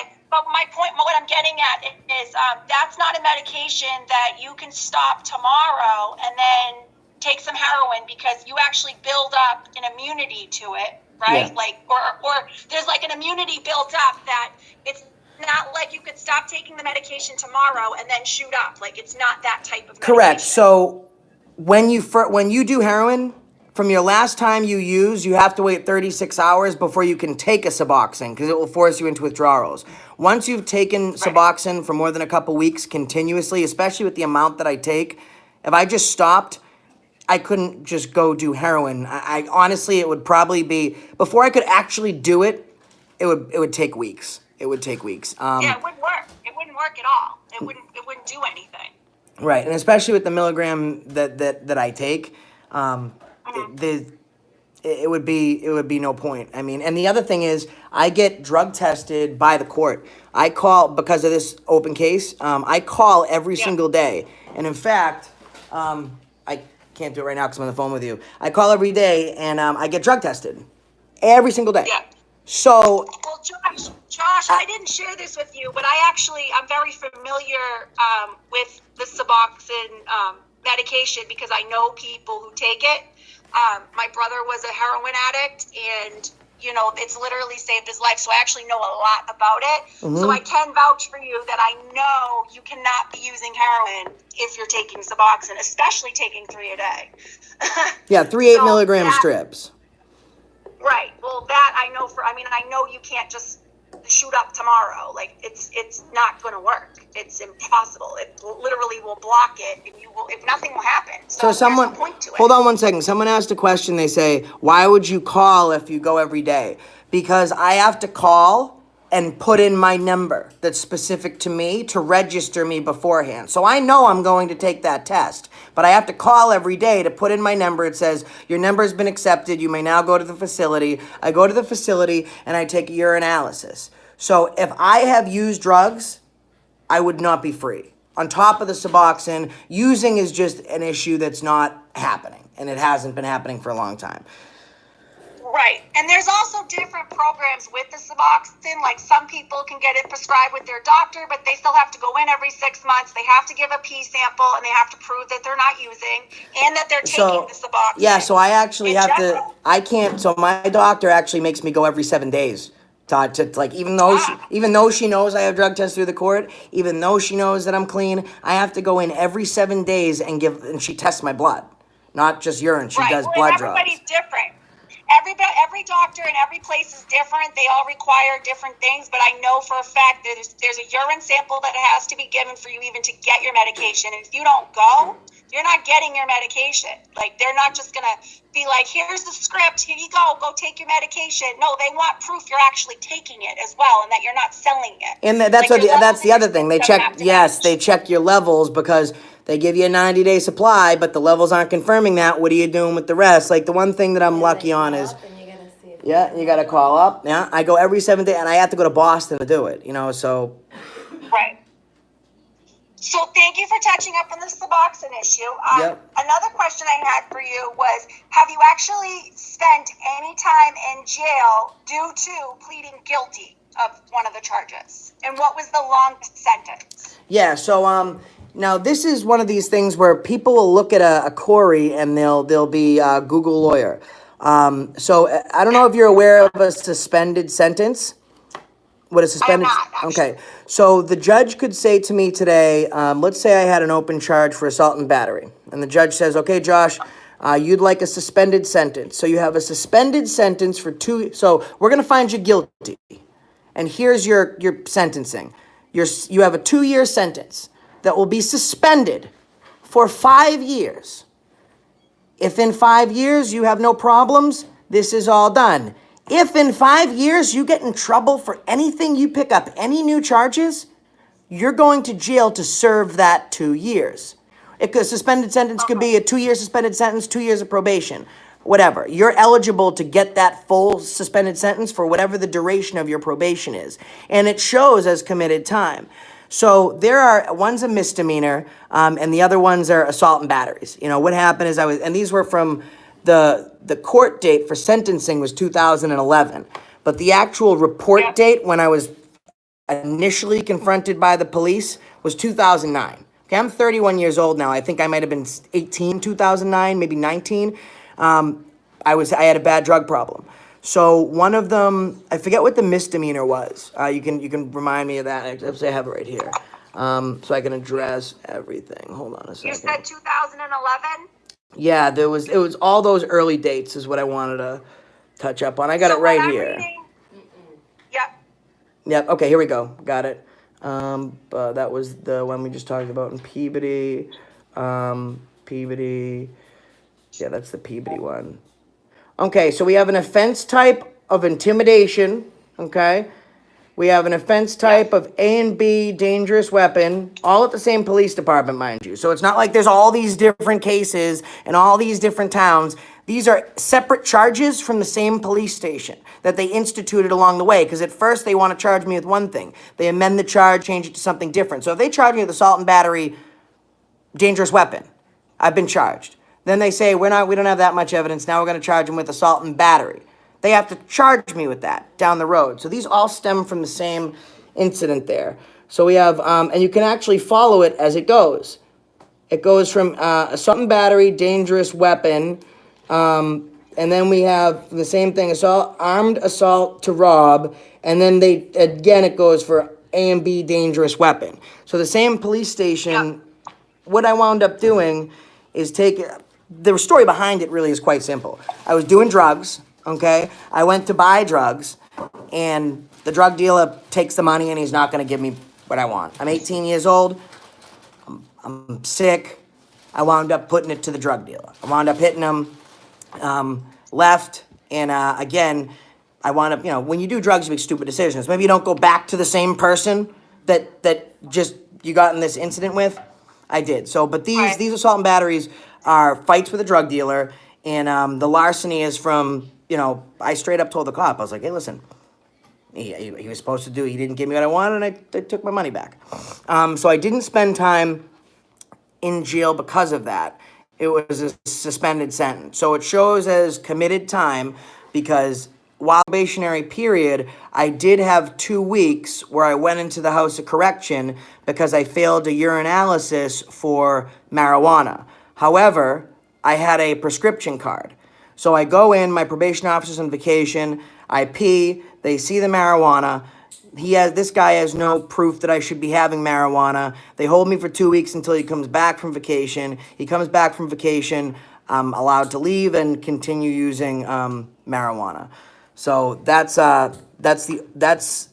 because of those charges, and when I was initially arrested, until bail was over, I spent another 2 weeks. But regardless from that, there was no actual committed time where I was actually living in a facility. So you've never actually spent like a year or 2 years, like you've spent a couple weeks for different things. So you'll see all these charges show concurrent, so what's something called is concurrent. So say a judge gave me 2 years, I had 3 charges. He gives me 2 years for one charge, 5 years for another charge, and another year for another charge. That's 8 years right there, right? He's going to run them concurrent. Or say he gives me 3 1-year charges. I'm not doing 3 years. I'm doing 1 year. All the sentences start and end at the same time. And it's called nunc pro tunc. All run concurrent with a suspended basis. So I'm doing jail time. I'm doing it on the street. And if I violate those terms, my jail time will go from the street into the actual facility. Okay. So did you, with any of those charges, you're saying you spent a couple weeks here and there, but you've pretty much, since then, you've gotten clean and sober, and I mean, you do have an open case now, but you haven't really, like, spent, like, hard time. No, and there's some other folks as well that are saying, so I want to address another thing just real quick. Like, people are saying, like, oh, you're a woman beater. And I'm saying, what the hell's this about? So they're saying, the way I look at it is, if I have an open case, I'm innocent. And if I have a case that was dismissed, I'm innocent. However, to address this real quick, just while I have you on the phone, the guy says, yeah, you did beat a woman. I have proof. I said, send it to me. Put it on my public Facebook page so everyone can see this proof. And he sends me something saying, abuse prevention order violation. Abuse prevention order is a restraining order. So if I hit someone that had a restraining order on, it'd be assault and battery, domestic, or something like that. A violation of a restraining order is a contact. If I was to call, have someone else call, something like that. So during a bitter custody dispute, my child was taken from me. I wasn't able to get him back. We just had this thing going on back and forth. So she calls, gets an emergency restraining order on me, and then I have a 2-week date. So they say, we're going to give you this emergency restraining order, and we're going to talk about it in 2 weeks when Mr. Abrams can be present. So in between that period, she said she reported about 6 different times that I called her. Okay? So I'm charged with those 6 different violations of the restraining order. We get to the actual restraining order hearing. Not only does the judge dismiss them all the restraining orders, he charges her with filing a false police report, which she has a conviction on her record now because of it. And all of those charges were just like, it wasn't like they said, they straight up dismissed it. Like, it wasn't beat at trial. The DA said, as a combined effort, we can't move forward. There's no evidence here. And the person who's alleging it was just admitted and took a plea, because they admitted that they lied about this in the first place. So there's no open restraining orders right now. I've never been convicted of assault and battery on any female, on any elderly people, anything that's open. That's not here. I don't see any of that here. And I read the stuff. One of the channels had done something on your parents, and even that was dismissed. I did see the paperwork on that, and I went through the video and looked at it. And as far as your parents go, like, I think the most violent thing that happened, which to me, I'm sorry, is bullshit, and they can hate me for that all they want, but it literally says that you might have grabbed I think it was either your mom or your dad's arm, or like, you know what I mean? But you were just trying to get in the house. So I didn't read anything and didn't see anything that you beat the shit out of your parents. Yeah, no, and here's the thing. My parents didn't report this, okay? That's the other thing that people don't know. And if you look in the actual police report, my parents went to get a restraining order. All these drug problems, all these issues are happening. I'm young, I'm stupid. They just don't want me at the house. Okay, They want me to do whatever I want to do in my life, but just not there. So they go and report it, and they say, I want a restraining order in Stoneham, where they live. Stoneham police, Wakefield, because that's where they were at the time. The Wakefield police on their own took the restraining order application to the Stoneham police and used that to take out charges. My parents did not. You can read the report. The report doesn't lie. My parents didn't take out. Actually were upset. Your parents were upset when they started to figure out that you were getting charged every single time. It looked like that's what I read, anyways. And the other thing is, that's what I got. I was never, and it is what it is. I was never served it, and I have the paperwork to show that also. When the restraining order was. It's in there. It's in the video. You were never served that paperwork. You did know about it though, but you didn't. You were not served, and you did not beat the shit out of your parents. And I will give you that one. Yeah, I went to go get my clothes, and this was the officer. My parents didn't say he hit me. He put my hands on me. My mom didn't want me to use my phone to call like people to do the wrong thing, to get drugs, whatever. So my phone was inside the house, sitting on a chair right next to the door. So she went to shut the door. I reached my hand in, and as she's grabbing, I pulled the phone out, and there was an officer there, right? And he was trying to serve me the order, and I grabbed the phone. My mom's like, no, he didn't put his hands on me. My parents actually never, like, we're talking about going, it says he came to the house to get clothes. He can't, like, it was straight up dismissed because there was no evidence that it didn't happen. But I did want to address that just so there's no questions left for people to ask. And I'm a huge believer in this. Someone by the name of Road to Prison said, I've done this, I've done that. I don't care if I didn't, thank God. I don't care if I murdered somebody. If I murdered somebody and my charge was 20 years to life, and I did that time, and I came out, society demanded I pay a consequence and I make amends. I paid my consequence, I made amends. I was released with the same rights and inalienable truths that every other American has. They even had a Prison Reform Act which gave convicts the right to vote again. We're the same as everybody else. And you know what? Having a charge for beating up a drug dealer when I was 18, or being charged for a restraining order violation, having them dismissed, or having open charges, whatever. If it's open or it's dismissed, it never happened. And if I was found guilty and I made my amends, it's over. Because I beat up a drug dealer doesn't mean that my rights weren't violated when I was illegally arrested at a straight pride parade. Any mistakes I made in my life, I own it, I grow from it, and I move forward. And that's part of the reason I do what I do now. Because I got a second chance. Maybe I got the right judge or the right lawyer, but I've always had this. I'm adopted, okay? And I don't talk about this. Me too, by the way. Where are you from? Catholic Charities? Is it Catholic Charities? No, I was actually adopted in the family, but okay. DCF and all that was involved at the time. But yeah. So I was adopted when I was just a little baby. And I've always had this sense that I was missing something, okay? There was something that I was missing. My parents did everything they could for me, but there was just something I was missing, okay? And I spent my whole life. I spent my whole life trying to find out what I was missing, and to the point where I actually was able to get a hold of my birth mother. And the private investigator goes to the door and he says, "Ma'am, I'm on the phone. Right now, your son's on the phone. He'd like to speak to you." And she goes, she had 6 children total. I'm the only one that's put up for adoption. I was always told they were poor and they died, they were overdosed, whatever, living in a multi-million-dollar home. And she goes, all my kids are inside and I don't have a son. And she goes, "Well, he's on the phone right now. He can hear you. Would you like to speak to him?" And she goes, "No, I left that baggage a long time ago." So I always felt like there was something missing. And then when I found this and I recorded this first video, I felt fulfilled because I made a mistake, but I found a purpose with what I'm doing. And you know what? Of course, a lot of this is getting views, because it'd be a liar to say I don't want to get paid. Of course. And you know what? I took those and those charges when I was younger, wasn't found guilty at trial. I was a scared kid with a drug problem, raised in the white, rich burbs, with my lawyer telling me, "You could win at trial, but you could do 4 to 7 years upstate, 2 to 7 years upstate, or whatever the things were." And I was petrified. And I said, I can walk away from this. I don't care what's on my record. I'll wait tables or something. I still graduated from college. And after that happened, with those charges on my record, I was a general manager for some of the biggest restaurant franchises, which for Chili's, Olive Garden, not Olive Garden, Bertucci's, Piccadilly Pub.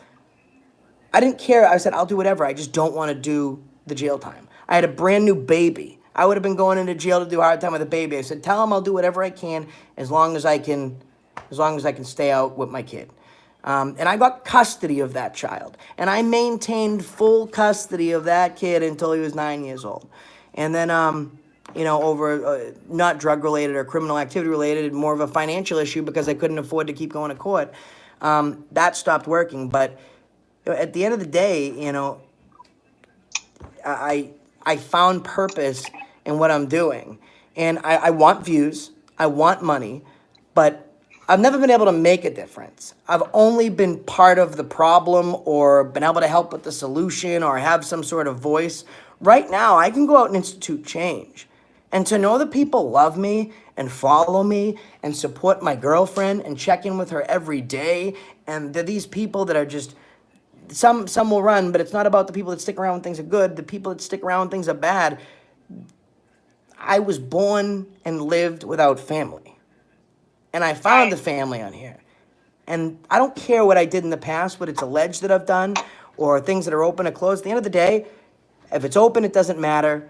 If it's been dismissed, it doesn't exist. And if I've done my time, I've done my time. Right now, I'm clean, and I'm trying to impact society in the best way possible for my kids. So when I leave this world and I breathe my last, all right, I can leave a legacy for my kids. And when they ask somebody about their dad, they're not going to say he's some junkie scumbag loser that spent his life in state prison. They could say, you know what? Your dad made mistakes. Your dad learned from those mistakes. And he worked every day to make a difference. That will be my legacy. You know? And that's all that matters, Josh. You know, everything happens for a reason, and we are who we are because of the experiences we went through.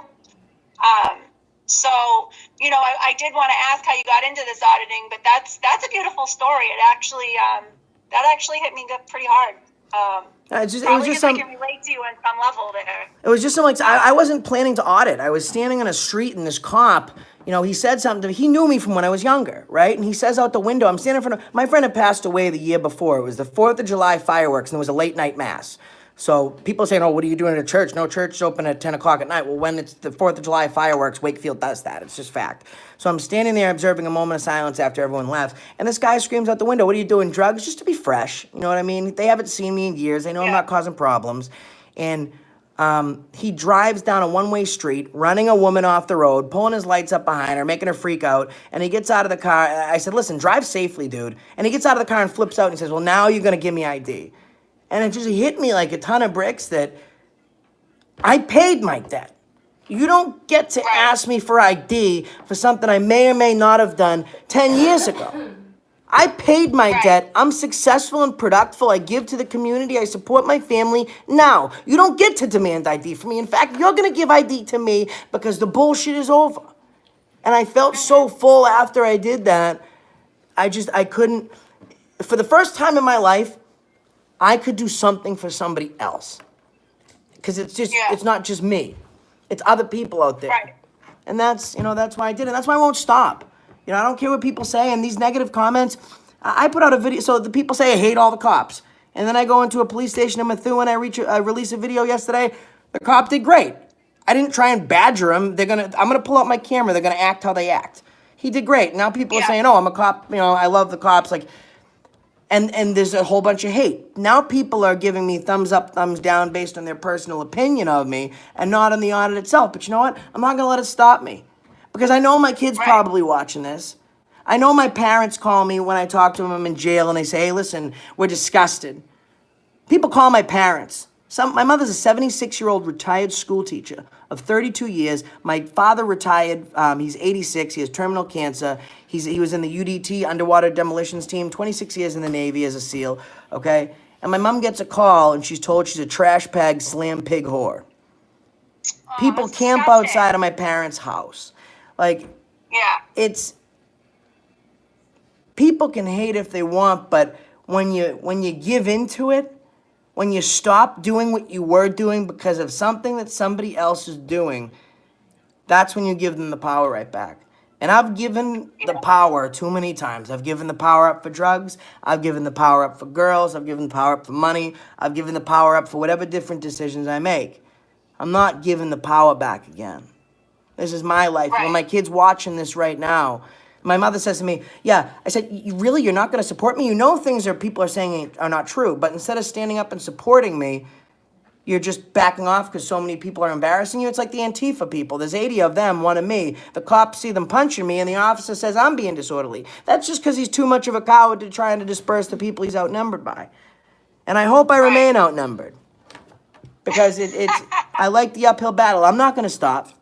I'm not going to stop. And that's why I got that tattoo, because I will stay unbroken by this. I was broken once, and that was great because it let me build a much better version of myself. But as soon as I rebuilt the castle, I'm not going to let somebody else knock down the walls. Yeah. Josh, I think one of the most important things for you to remember during this is that, I mean, you've answered all my questions, and even questions that I had before I even got on here, you would answer, especially about the Joe Luna situation, and you seem really transparent about that.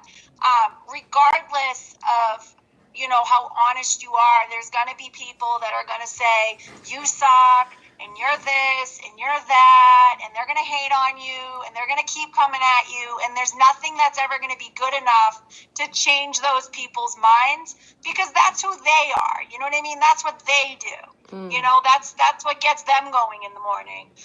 As far as I'm concerned, I mean, you seem pretty like an open book. I know a lot about some of the stuff you're talking about, and I mean, for me, my mind has changed. You seem like a pretty decent dude who's had some pretty shitty things happen to him and is trying to do something positive, you know, and it's a learning curve. And I think you need to hold on to that more than anything and make your kids proud, but most importantly, make yourself proud and be the person that you want to be, because it sounds like you've been through a lot. And, you know, you just got to keep going, and you can't let people, you know, dictate who you are, you know? Yep. Did I, so, do I got a little bit of love from you now? Are you starting to? Yeah, a little bit. I'll give you some. I mean, like I said, I'm still new. You definitely answered all my questions. I respect honesty 100%. I like someone that's straight up with me. I respect them a lot more. I don't like when someone lies to me, because then I feel like I can't trust you. You know what I mean? But I'll say, you know, in one of your videos, you said, oh, you have proof, send it to me. Well, that's what I did. I sent it to you, and I got that information from Bristol Turtle Chick. I will say that, because I asked her for it.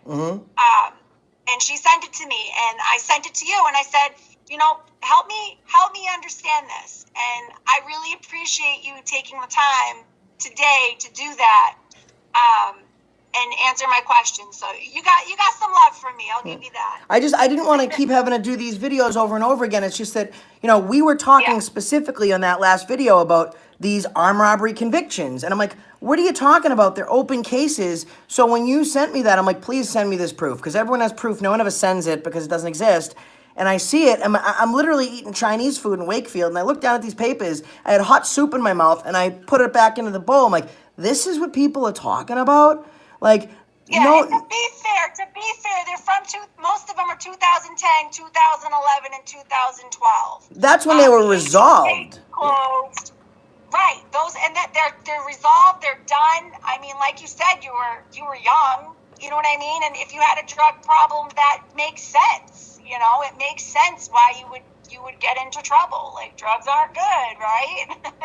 You know, it's just, I'm 31 now, and I'm making mistakes when I'm 18. It's just like, you know what? It's like the people that say refunds. From the bail money, so there were people that wanted refunds too, and it added up to about $500. They were refunded.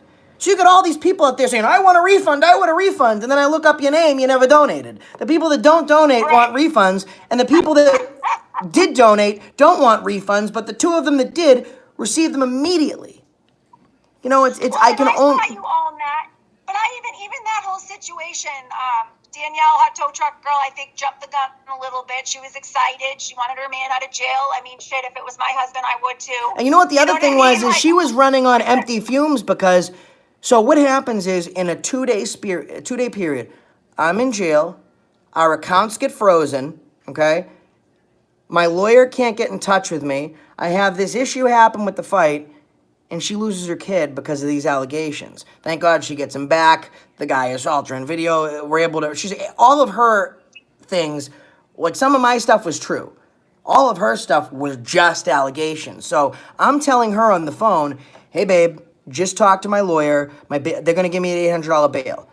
My bail was just revoked. For that new $800 bail to be eligible, I have to first have my bail reinstated, which means I must go into court. So Amagansett Press calling the jail and asking them if I have bail. I haven't been to court yet. The deal was, right from the beginning, we go into court, we have your bail reinstated, and an additional term of release will be that you don't film, that you pay this $800 and you stay out of Boston. I said the film part won't work, but the other stuff I'll see if I can make happen. Then he comes back to me and says, hey, listen, it's your First Amendment right to film. They can't stop you from doing that, but you stay out of downtown Boston and you pay an extra $800. Fine, done. All right, then you got bail. Get it together. When you go back into court the 17th, we'll get it paid. So I tell her she just lost her kid. She's from lies because Turtleboy and Right. I can't say so. It's just lies. Okay. No, I know. I'm in That's jail. I just go to. disgusting. That's disgusting. I just go to the It's hole. disgusting. And here's the other thing. People going, yeah. Well, they're offering money like for people to call and do this. I just found out they were offering $35 for people if they could call and confirm that they called DCF. It was disgusting. It actually just happened again, and she talked to them on the phone, and she goes, "Listen, we're trying to figure out who some of these people are just so we can charge them." Like, so she's going through all of this, and people are saying like she's living the high life, sleeping out of her car. She had to have someone come pick her up because she literally let the car run until it died, and she didn't eat for 4 days. She lost like 20 pounds when I was in jail, and finally someone sent her a donation that specifically said, "Get something to eat. You look run down," and she did. And someone says, "Well, I donated $40. If she wants it on food, then I'd just like a refund." I said, "You know what? Absolutely fine. I'm not upset that she did it. She stood by me from the get-go, and she did. She got excited. She goes, he can get bail. You know, we need help," and that wasn't a lie. But she just Right. didn't explain No, the and my husband methods that said- had to be gone through. Right. My husband said that you can have like a private hearing in the jail. It's on a television screen. So we knew there was a possibility, but because I think it was just the thing of it took so long, like nobody understood. One side saying you guys are lying, the other side saying you're not lying. And I'll tell you, I'm in the middle. I'm like, I don't know. Like, I just want to hear it for myself. We're only Well, it getting didn't one help side. that the I court wanna case get got home. canceled 3 times either because we were scheduled to go there the 17th. My lawyer, and here's the other thing, my lawyer had an issue with that date. So I paid him privately retained $600. It was $1,000 day, and he wound up getting locked up with Rachel Rollins. He was in the holding cell for a couple minutes because for disorderly, whatever it is, disrupting the court. So I pay him $600 for $1,000 day. He's doing this at this point with no money up front. So we're supposed to go the 17th. Didn't work for him. We're supposed to go the 19th. The judge on my case was arrested that morning, Judge Freisen, that morning for assault and battery on her domestic partner. So I wasn't able to come in that day. So now I'm coming in the 23rd, and people are saying, "Oh, let me guess, there's going to be something else, going to be something else." He's trying to use this just to get money. When are people going to realize he's never leaving jail? He ain't coming out. There was so much stuff going on, and I'm in the hole. I can only talk through her. And then you got people like Amagansett Press saying that jail calls to your attorney aren't paid for. You know what I mean? Like And let me debunk another rumor I saw in the chat stream. People keep saying public defenders are free. If you think public defenders are free, you clearly have Yeah. not been to court, because you have to fill out a financial statement and you have to tell them how much money you make, and then it decides how much your lawyer is. And then if you make no money and you have no income, you still pay $250, and then the rest of the court costs. But regardless, his name is Douglas Scarano. Okay, you may call him and ask him for yourself these couple questions. He's gonna kill me, I know. Is he privately retained or is he public? He'll tell you. The calls to him, are they free? No, he has one of two choices. He can set up an account and prepay it and bill me, but when I owe him $3,500, he's telling me that, "Listen, bud, I'm already showing up. You owe me $4,000 already almost. You take care of the debit calls." Either way, you have to pay for them. It's just, is he paying for them for me to call, or am I paying for them for him to call? And that's how. Somebody doesn't make money. His time is money. And at the end of the day, that's how he makes his money. And that's what I owe him right now, $3,500. So people are still sending it. I mean, right now I'm not sure how I'm going to pay him. We're working that out. At this point, because of all the issues, it's like I'm hard pressed to ask people for anything. I'm trying to work something out with him. So hopefully, that we'll move forward and everything will work out for the best. Right now, and I hate the people that say, "Oh, he's homeless." Like, I don't know what scumbags are out there that have some hatred for a homeless person, but a lot of people are saying that from their parents' basement. Everyone's saying I live in my parents' basement, but then they see that I live with Danielle, which is not my parents' basement, but no one wants to admit that they were wrong. Like, yeah, you know what? I was arrested for protecting this Constitution. At the end of the day, everyone can watch the video, and not for nothing, or maybe it's just I get lucky, but the goddamn district attorney of Suffolk County got arrested defending me on this. Not arrested, what's it, disrupting the court? She took held it. in contempt. Yeah, held in contempt. She goes to the Superior Court. The judge is found wrong, and they're dropping the charges. At the end of the day, I was illegally arrested, kidnapped, assault, and battered by police for practicing the First Amendment. And because of that, she lost her kid. I was held in jail for 3 weeks, and I'm sleeping in a car. And if people have a problem with that, want to make fun of me for it, that's fine. They're only on here telling me how I feel because I took that illegal charge and because I am homeless for fighting for that in the first place. Because I'll tell you one thing.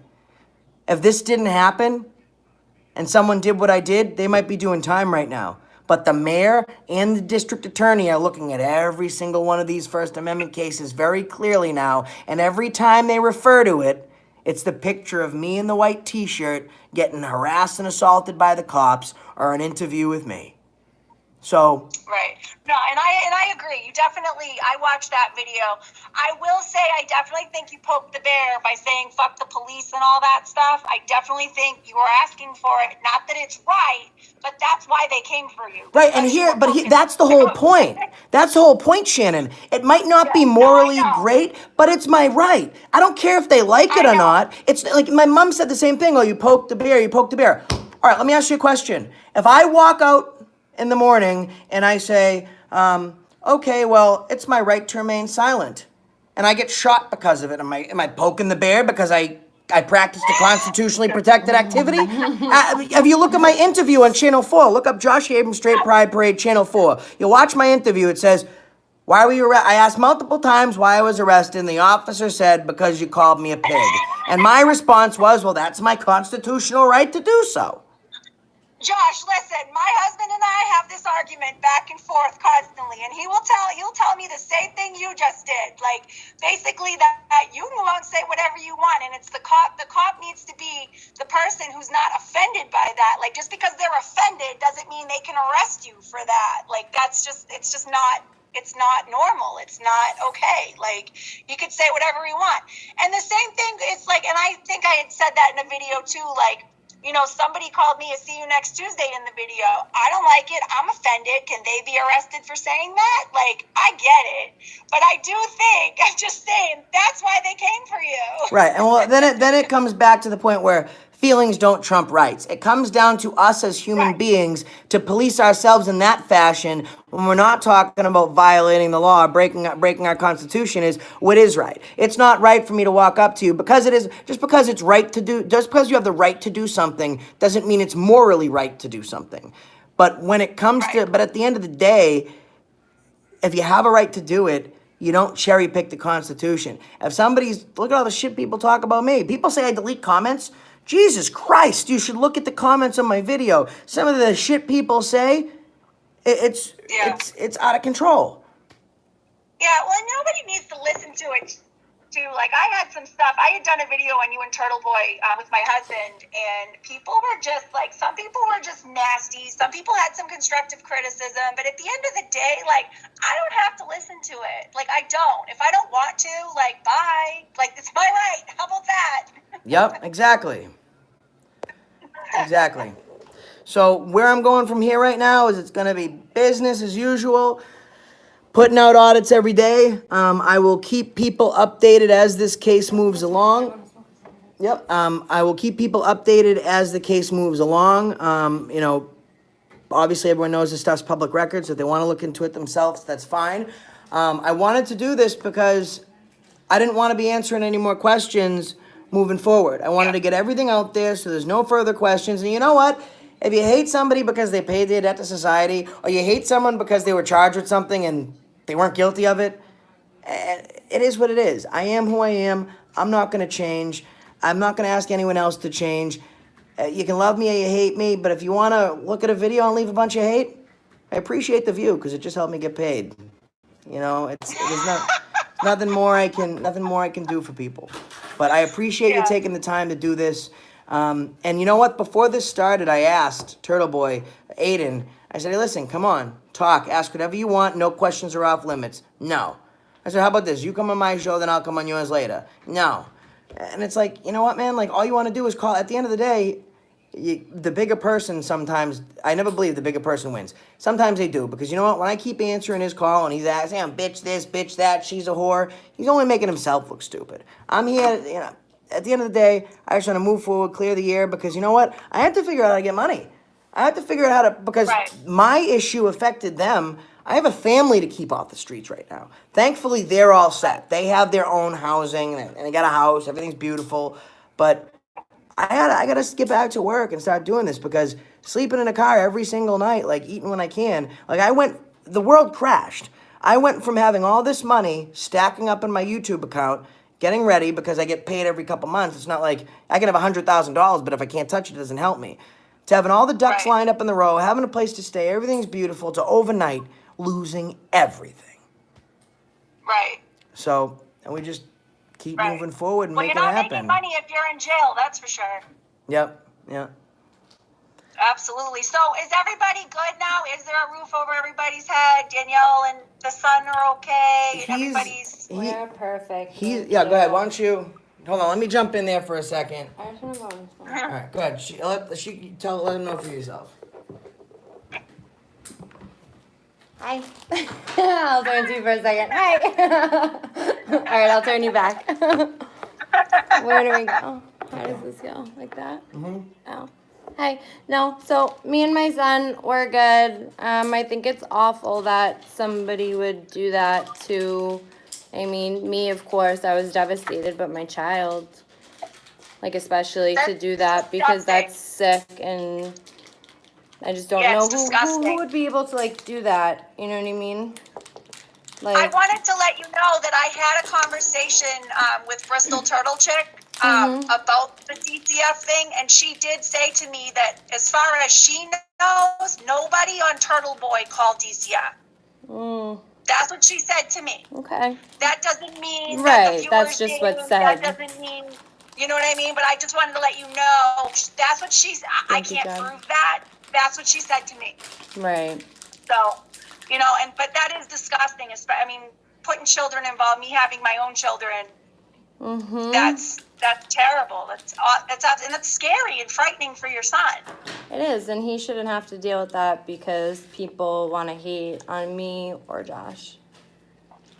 So, Brett, And the amount of things that were said, and I mean, I wasn't able to see my son for 2 weeks. I'm with my son every single day, all day. I'm the only one who takes care of my son. It's just me. So, of course, we're together all Right. day, and for me to be ripped away from him to be ripped away from me is, like, devastating traumatic. on everything that's a lie. I went in front of the judge, and 2 seconds later, reunification with the mother immediately. I mean, Good. I'm glad to hear that. you know, That's like really it's, scary. I mean, he did show up to say he's robbing jewelry stores and using drugs. So. Right, as of right now, Quiet. let's go for a cigarette. We'll walk. Okay. While we talk. Hold on. We're getting mobile right now. As of right, ow! I just dropped the phone. No, go ahead, pull it back. Okay. So as of right now, I got lucky for today. Hold on, I'm putting you back We're on a on. little vacation. Yep. So as of right now, they have their own house to stay at. They're good. I got lucky because my cousin actually put me up in a room for tonight. So just for the record, for everyone to know, since I've been released, this is my first night. Oh, there we are. We're back. We had the elevator. So I don't have any plans for where I'm gonna stay tomorrow. I guess my plan would be in the car. I'm gonna keep doing these audits. I'm not going to ask anyone for anything at this point. Like right now, I need to figure out, because I need to get this money together so I can pay for my lawyer. Right now, that's number one. That's the most important thing, because I said from the beginning I would not take a plea on this case. And before they talked about dismissing this case, that's one of the things they said. It was like some stupid probation thing. And I said, no. I said, I'm not going to take, I'm not going to do that. It's not going to happen. So I have to hit the bricks hard, start getting some money in, and pay for this attorney. So right now, me having a place to stay is just not an option. And people have been very kind, and still I'm putting it out there. If you have a donation that you've made, and for any reason you don't even have to discuss with me why, if you made a donation and you want it refunded, I will do that. Okay. Now the money was spoken for. I'm transparent. 1,600 in total was donated. 500 was refunded. No, so there was 1,300 left after the refunds. $800 was used at this extended term of bail because what they said was reinstating your $540 bail from Boston with extended bail terms. 800 and then stay out of downtown Boston. So that was done, and my lawyer right from the get-go said, listen, you have your 800, but Danielle, I'm not even going to go to court for the kid. You give me the 800 bucks, you use the 800 bucks for bail, I want the rest of that money for me to even show up, because I already showed up the other day, I showed up the day before, I've been doing this, and all I've gotten is 600 bucks, because at that point, that's all that people had donated. So that's where the rest of the money went for, and I didn't say that to people because I didn't know at that point, but you know, I had to give them the rest of the money. So right now, to get refunds, I will make sure people get their refunds. I will just borrow it if I can and get it right back. I haven't had anyone asking for refunds. The only people that ask for refunds are people that haven't donated. So, I don't know, like, what they'd like refunded. I'm laughing because I can so picture it. No, I have multiple people. Oh, we want the refunds, we want the refunds. And then the people that refunded are saying no. Like, it's not for nothing, but I've heard, I'm living the high life out here. I'm sleeping in cars. Every time I do one of these goddamn things, I'm in a car. Or I'm in the same goddamn clothes. I have nothing. Like, hot tow truck girl, every time you see her while I was in jail, where was she? In a friggin' car. She had no place to stay. She had no money. So if we did swindle this money, like, we'd be spending it. You know what I mean? Well, it's just ridiculous. First of all, nobody donate. Everybody that donated wanted to donate. So at the end of the day, you can't make people do that. Let's just be real here. Right. And I didn't have to give it back either, but it was the right thing to do. Here you are. I mean, you're bailed out. Here you are. So people got what they wanted, right? Yeah, I was going to be in jail. The whole bail thing was a scam, and I was never being released. Yet I was released, and it was a 90-day hold. So yet I'm released 2 weeks into my 90-day hold. It's a fact. There were supporters there present. I was held for an extra hour and a half because they said, yeah, his bail's reinstated with these new conditions. I was held in the back room for additional hour and a half until they processed the additional $800 bail. And I was flipping out talking to my lawyer because they thought I was going to have to go back to Nashua Street Jail to get bailed out from there. And I was like, that's not going to happen. I was like, but here I am. I wasn't going to get bailed out, yet I bailed out. I wasn't going to get free. It's all a hoax, blah, blah, blah, and here I am. So. Yep, here you are. So, I don't know, man. Like, it is what it is at this point. But anyways, Josh, I really, really appreciate you taking the time to talk to me and answer the questions. I'm looking at the notes I made, and you answered them all. So thank you for that. I appreciate it, and I really want to thank you. I was not going to be interviewed by someone who was going to throw me softballs. And anyone that's in my corner, even if I ask them to give me tough questions, they're going to answer it in a way that would be easy for me. And I wanted someone that was on the other side, in the middle, and I didn't even want to know. To be honest with you, you sent me a list of like what some stuff you were going to, and I didn't want to look at it. Ask me whatever you want. I don't want it to seem rehearsed. I'll answer it off the top of my head. I didn't think you were going to do it. I honestly didn't think you were going to do it. So when I got the call, everybody was out of the blue. Like, I didn't know we were going to go live on Facebook. I'm happy to do it. Here I am. But I wanted my questions answered. So here we are. And I'm sorry I didn't give you more of an update. It's just I wanted none of it rehearsed. No, if I was going to get tripped up because I was going to lie, it's going to happen live. So, you know. No, so I respect you for it. I love the honesty. Thank you. Like I said, you have some love for me, and I'll still be watching. So. Well, I appreciate it. And listen, I don't continue to watch Turtleboy because at the end of the day, not for nothing, I'm serious, and I don't hate on that because he's doing the same thing I do with a different platform. He's doing it. I want to see that proof about the girl and the thing because I haven't found anything. Yeah, so I want to see that proof. Send me that article. Yep, I will forward it to you. But for anyone that would like to look it up, look up Aiden. It was like Aiden Kearney. It's done by the Worcester, whatever the Worcester guy was. I'll send you the article. But if anyone wants to look it up, his government name is Aiden Kearney, high school teacher, fired, and you can find it. I found it pretty easily. It was forwarded to me, and then I found another article myself. But I will send that along, and regardless, at the end of the day, keep watching him because he's doing the same thing I'm doing. He might disagree with me, but at the end of the day, he's getting up. And as long as someone's getting in front of a camera and they're saying what's on their mind, then they're fighting for this country. So continue to watch them. Maybe it can bring some more people like us together. Okay. Thanks, Josh. Thank you so much, Shannon. I appreciate it. Take care, okay? All right. Bye-bye. Bye. All right, guys, so there you have it. Self-proclaimed. She's a Turtleboy fan. So people want to say softball questions, then it's just ridiculous because I literally made somebody else that wasn't my fan ask these questions. And I wanted to get them all out of the way. It's like people are really upset about bullshit from, over 15 years ago. So I wanted to address that right away. And that's what's going to happen, guys. There's going to be a lot of thumbs down because here's what happened. I climbed the ladder pretty quickly. And I climbed the ladder with a lot of people who were for me. And they told me to their friends, then they liked me, right? So now, 80% of my views are non-subscribers. It was 90 when I came out of jail. So if you're saying 90% of the people watching me are not subscribers and they only know about me because of what people are saying on the internet before I can defend myself, 90% of the people that watch me hate me based off things other people are saying. So if I have 100 people that hate me and 20 people that love me, the thumbs down are going to reflect people's personal feelings. So it has nothing to do with, quality of audits. That's what it should be about. And in time, that will change. Not for nothing. I had a 98% like ratio. And now it's like, there's more likes, there's more dislikes than likes, just because there's so many people that are watching me just because based off what they heard.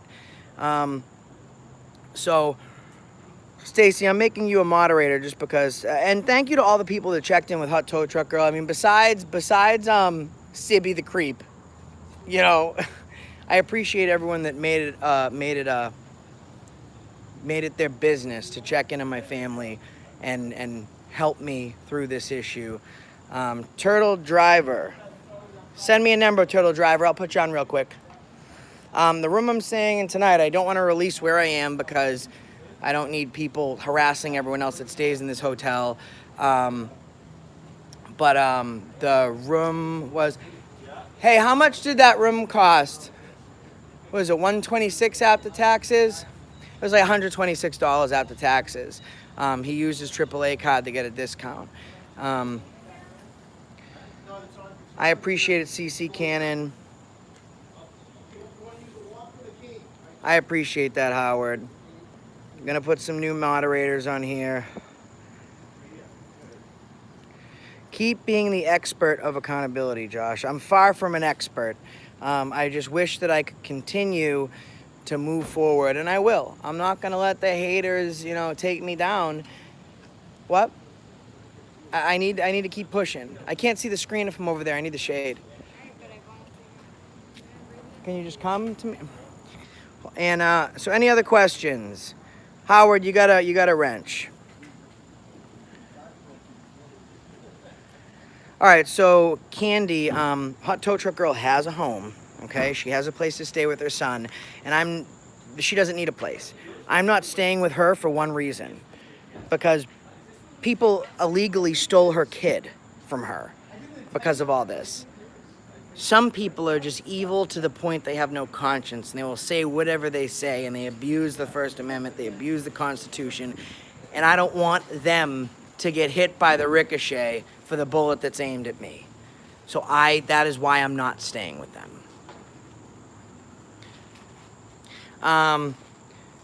So if anyone has any information on, actually, that's not a bad idea. Someone says go to a men's shelter. I should actually check that out. I have no shame in it either. I had a place to stay. I don't now because I was arrested for conducting a constitutionally protected activity. You don't hate someone for being homeless because they did the right thing. I don't care. So John Doe, like I said, this is the first time tonight that I have not stayed in a car. So I haven't afforded hotels every night, and I think I already explained that someone got a room for me tonight, and I'm happy to take it. If I don't have to sleep on the street, I did nothing wrong. I did nothing wrong. Why should I be attacked for it? I don't care. It is. I did check out something called Homebase. It's for people that can afford an apartment every month, but they just don't have the upfront costs to move in, which I don't. So when my checks come in, I can afford a place to live every month. I make good money in that sense. So they'll give me money to help me get into a place at the upfront cost. I will pay the monthly, the rent every month, and then we work out for me to pay them back. And that's how that works. So I did look up that. It's called Home Base in Mass. Giovanni, I would appreciate that. So El Coakley says Suboxone gets you high. Well, listen, bud, maybe the first time you ever take it, it might get you feeling some sort of buzz. I've been taking this stuff for years. I feel nothing from it, and I'm not, if I wanted to get high, I wouldn't be taking medication that would prevent me from getting high. I didn't block Doug, no thanks. So I was in jail, guys. I didn't have the ability to do that. Hold on, guys. Hold on. Turtle. I got a number for Turtle Driver. We just got interviewed by someone from Turtleboy, but hey, let's call them up. See what they have to say. I feel like I've answered everyone's questions, and I don't owe anything else to anybody. But if there's anything else that anyone wants to discuss, then I'd be fine doing that. Hold on 1 second, please. And thank you. Text now. And I want to text now, guys. I have a borrowed phone, and I'm using text now because I don't have a SIM card. So that's the only way I can call people. Uh-oh, and I just lost that number. Hold on. Here we go. Hold on. 508. Here's what I'm going to do, Turtle Driver. I'm going to, even though I'm not an asshole, even though Aiden Kearney likes to release my parents' number and people's number to the public so they can get harassed, I don't do that. So I just deleted the comment with your number because I don't do what Aiden Kearney does. Hold on. Here we go. I'm calling.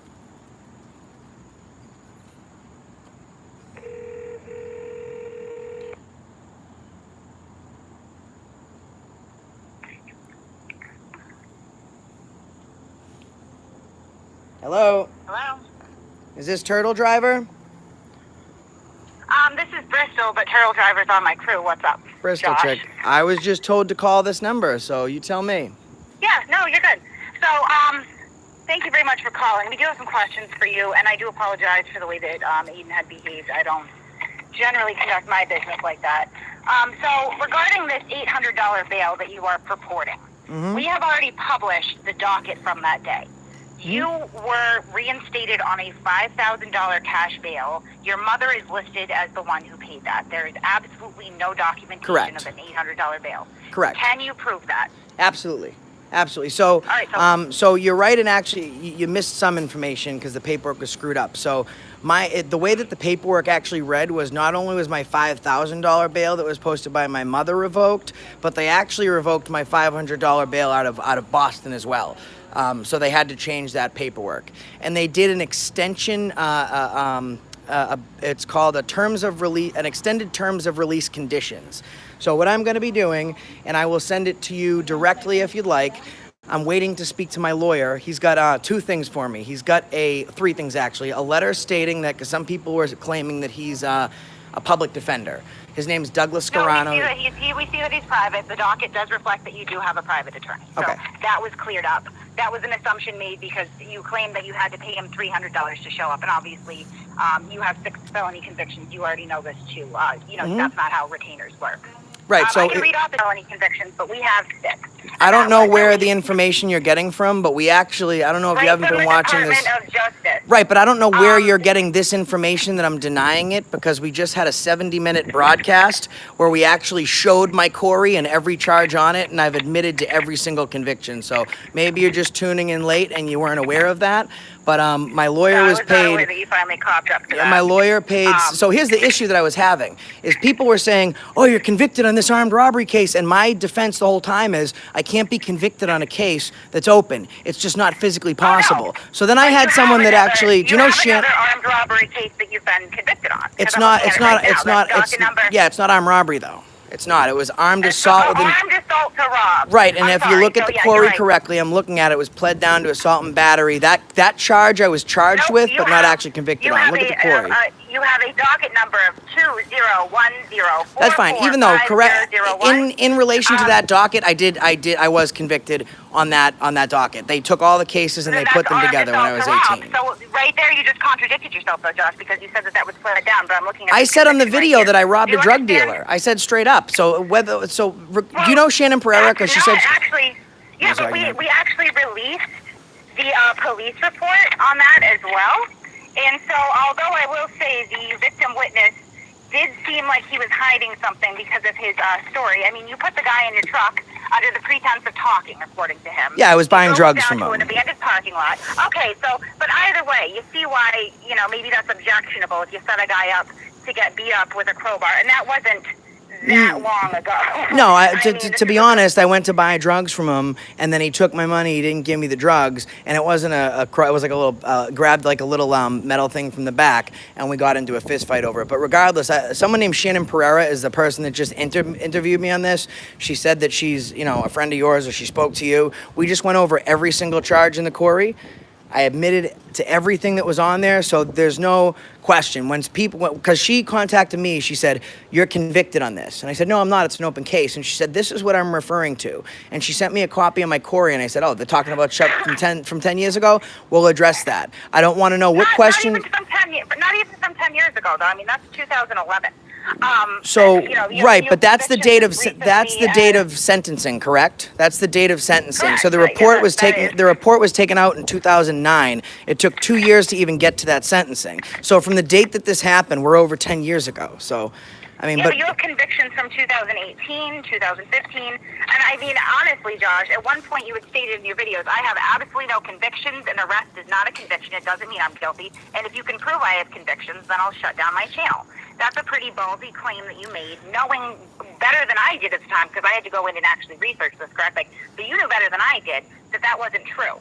And your story about the armed robbery that you're currently facing, that I heard the other day, where you did try to blame it on your ex-girlfriend, that's not what the police report reflects, and we released that police report as well. Yeah, so right? a police report is not fact, but I don't know which police report. The whole thing is my girlfriend. The whole thing, the contention about it was the supposed victim didn't identify me, right? And the reason he didn't identify me is because I wasn't a female. They identified you They didn't. in the police report. They didn't. So how about we do this? Let's go. So these are open cases.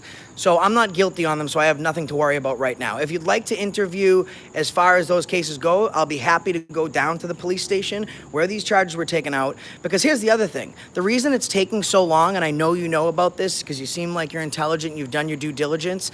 The reason that these cases have taken so long, and the reason that they haven't, there's no attempt for them to be resolved right now in any fashion, is because there was a huge scandal within the Lowell Police Department, and the arresting officers on my case were suspended. 30 officers were suspended and 3 were fired, and the officers that are on my case, you can check for yourself, are no longer with the Lowell Police Department because of several... This has no relation to your case? It does. The officers that arrested me are no longer employed by the Lowell Police Department for lying on police reports. How many Massachusetts State Police scandal stories has Turtleboy? It's not it's not state police. It's Lowell Police. No, that's not what I'm talking. I'm saying simply, if we're going by the track record of exposing police corruption, how many, and not just Massachusetts State Police, we've done local state police. I mean, I'm sorry, not local state police, local police departments as well. Never Lowell. Methuen comes to mind. But how many have we broken? How many have you broken? What do you mean? Stories. How many stories have we broken? Honest answer, I don't follow you guys. Other than what's going on with me, I don't follow you. I will tell you that the number is 5 that I can think of off the top of my head. We have been cited in the Boston Globe, in the Boston Herald. These are stories that we have been given credit for. So I do understand police corruption a little bit here. I would say, safely. I understand that just because the dominoes fall doesn't mean that every single case that was there along the way was affected. You have multiple victims from a 2-day crime spree. You were identified by your outfit. Allegedly. These are open cases. Allegedly. And I have spoken to your victims on multiple cases. You claimed the other day that you've never been charged with a domestic assault. Correct. That's untrue. You were charged on your father, and you were charged on the mother of your child, who, frankly, you and I both So first of all, these cases, because we just addressed all this, and I really didn't want to go back into the stuff that we just addressed. But if it's dismissed, I'm not going to talk about it because it didn't happen. I'm innocent. There's no question on it. That's not true. In domestic violence cases, and don't tell me it didn't happen because this is something that I deal with every single It didn't day of my happen. life. I'm not going to talk Domestic about this violence because it didn't cases, happen. It's dismissed. often do not show up. Okay, so that's hearsay. Witnesses into not showing up. It's not hearsay. It's hearsay because it didn't happen. I'm innocent. I'm innocent. Batterer would say. I'm innocent. That is something a batterer would say. Okay, well, then that's your personal opinion, but guess what?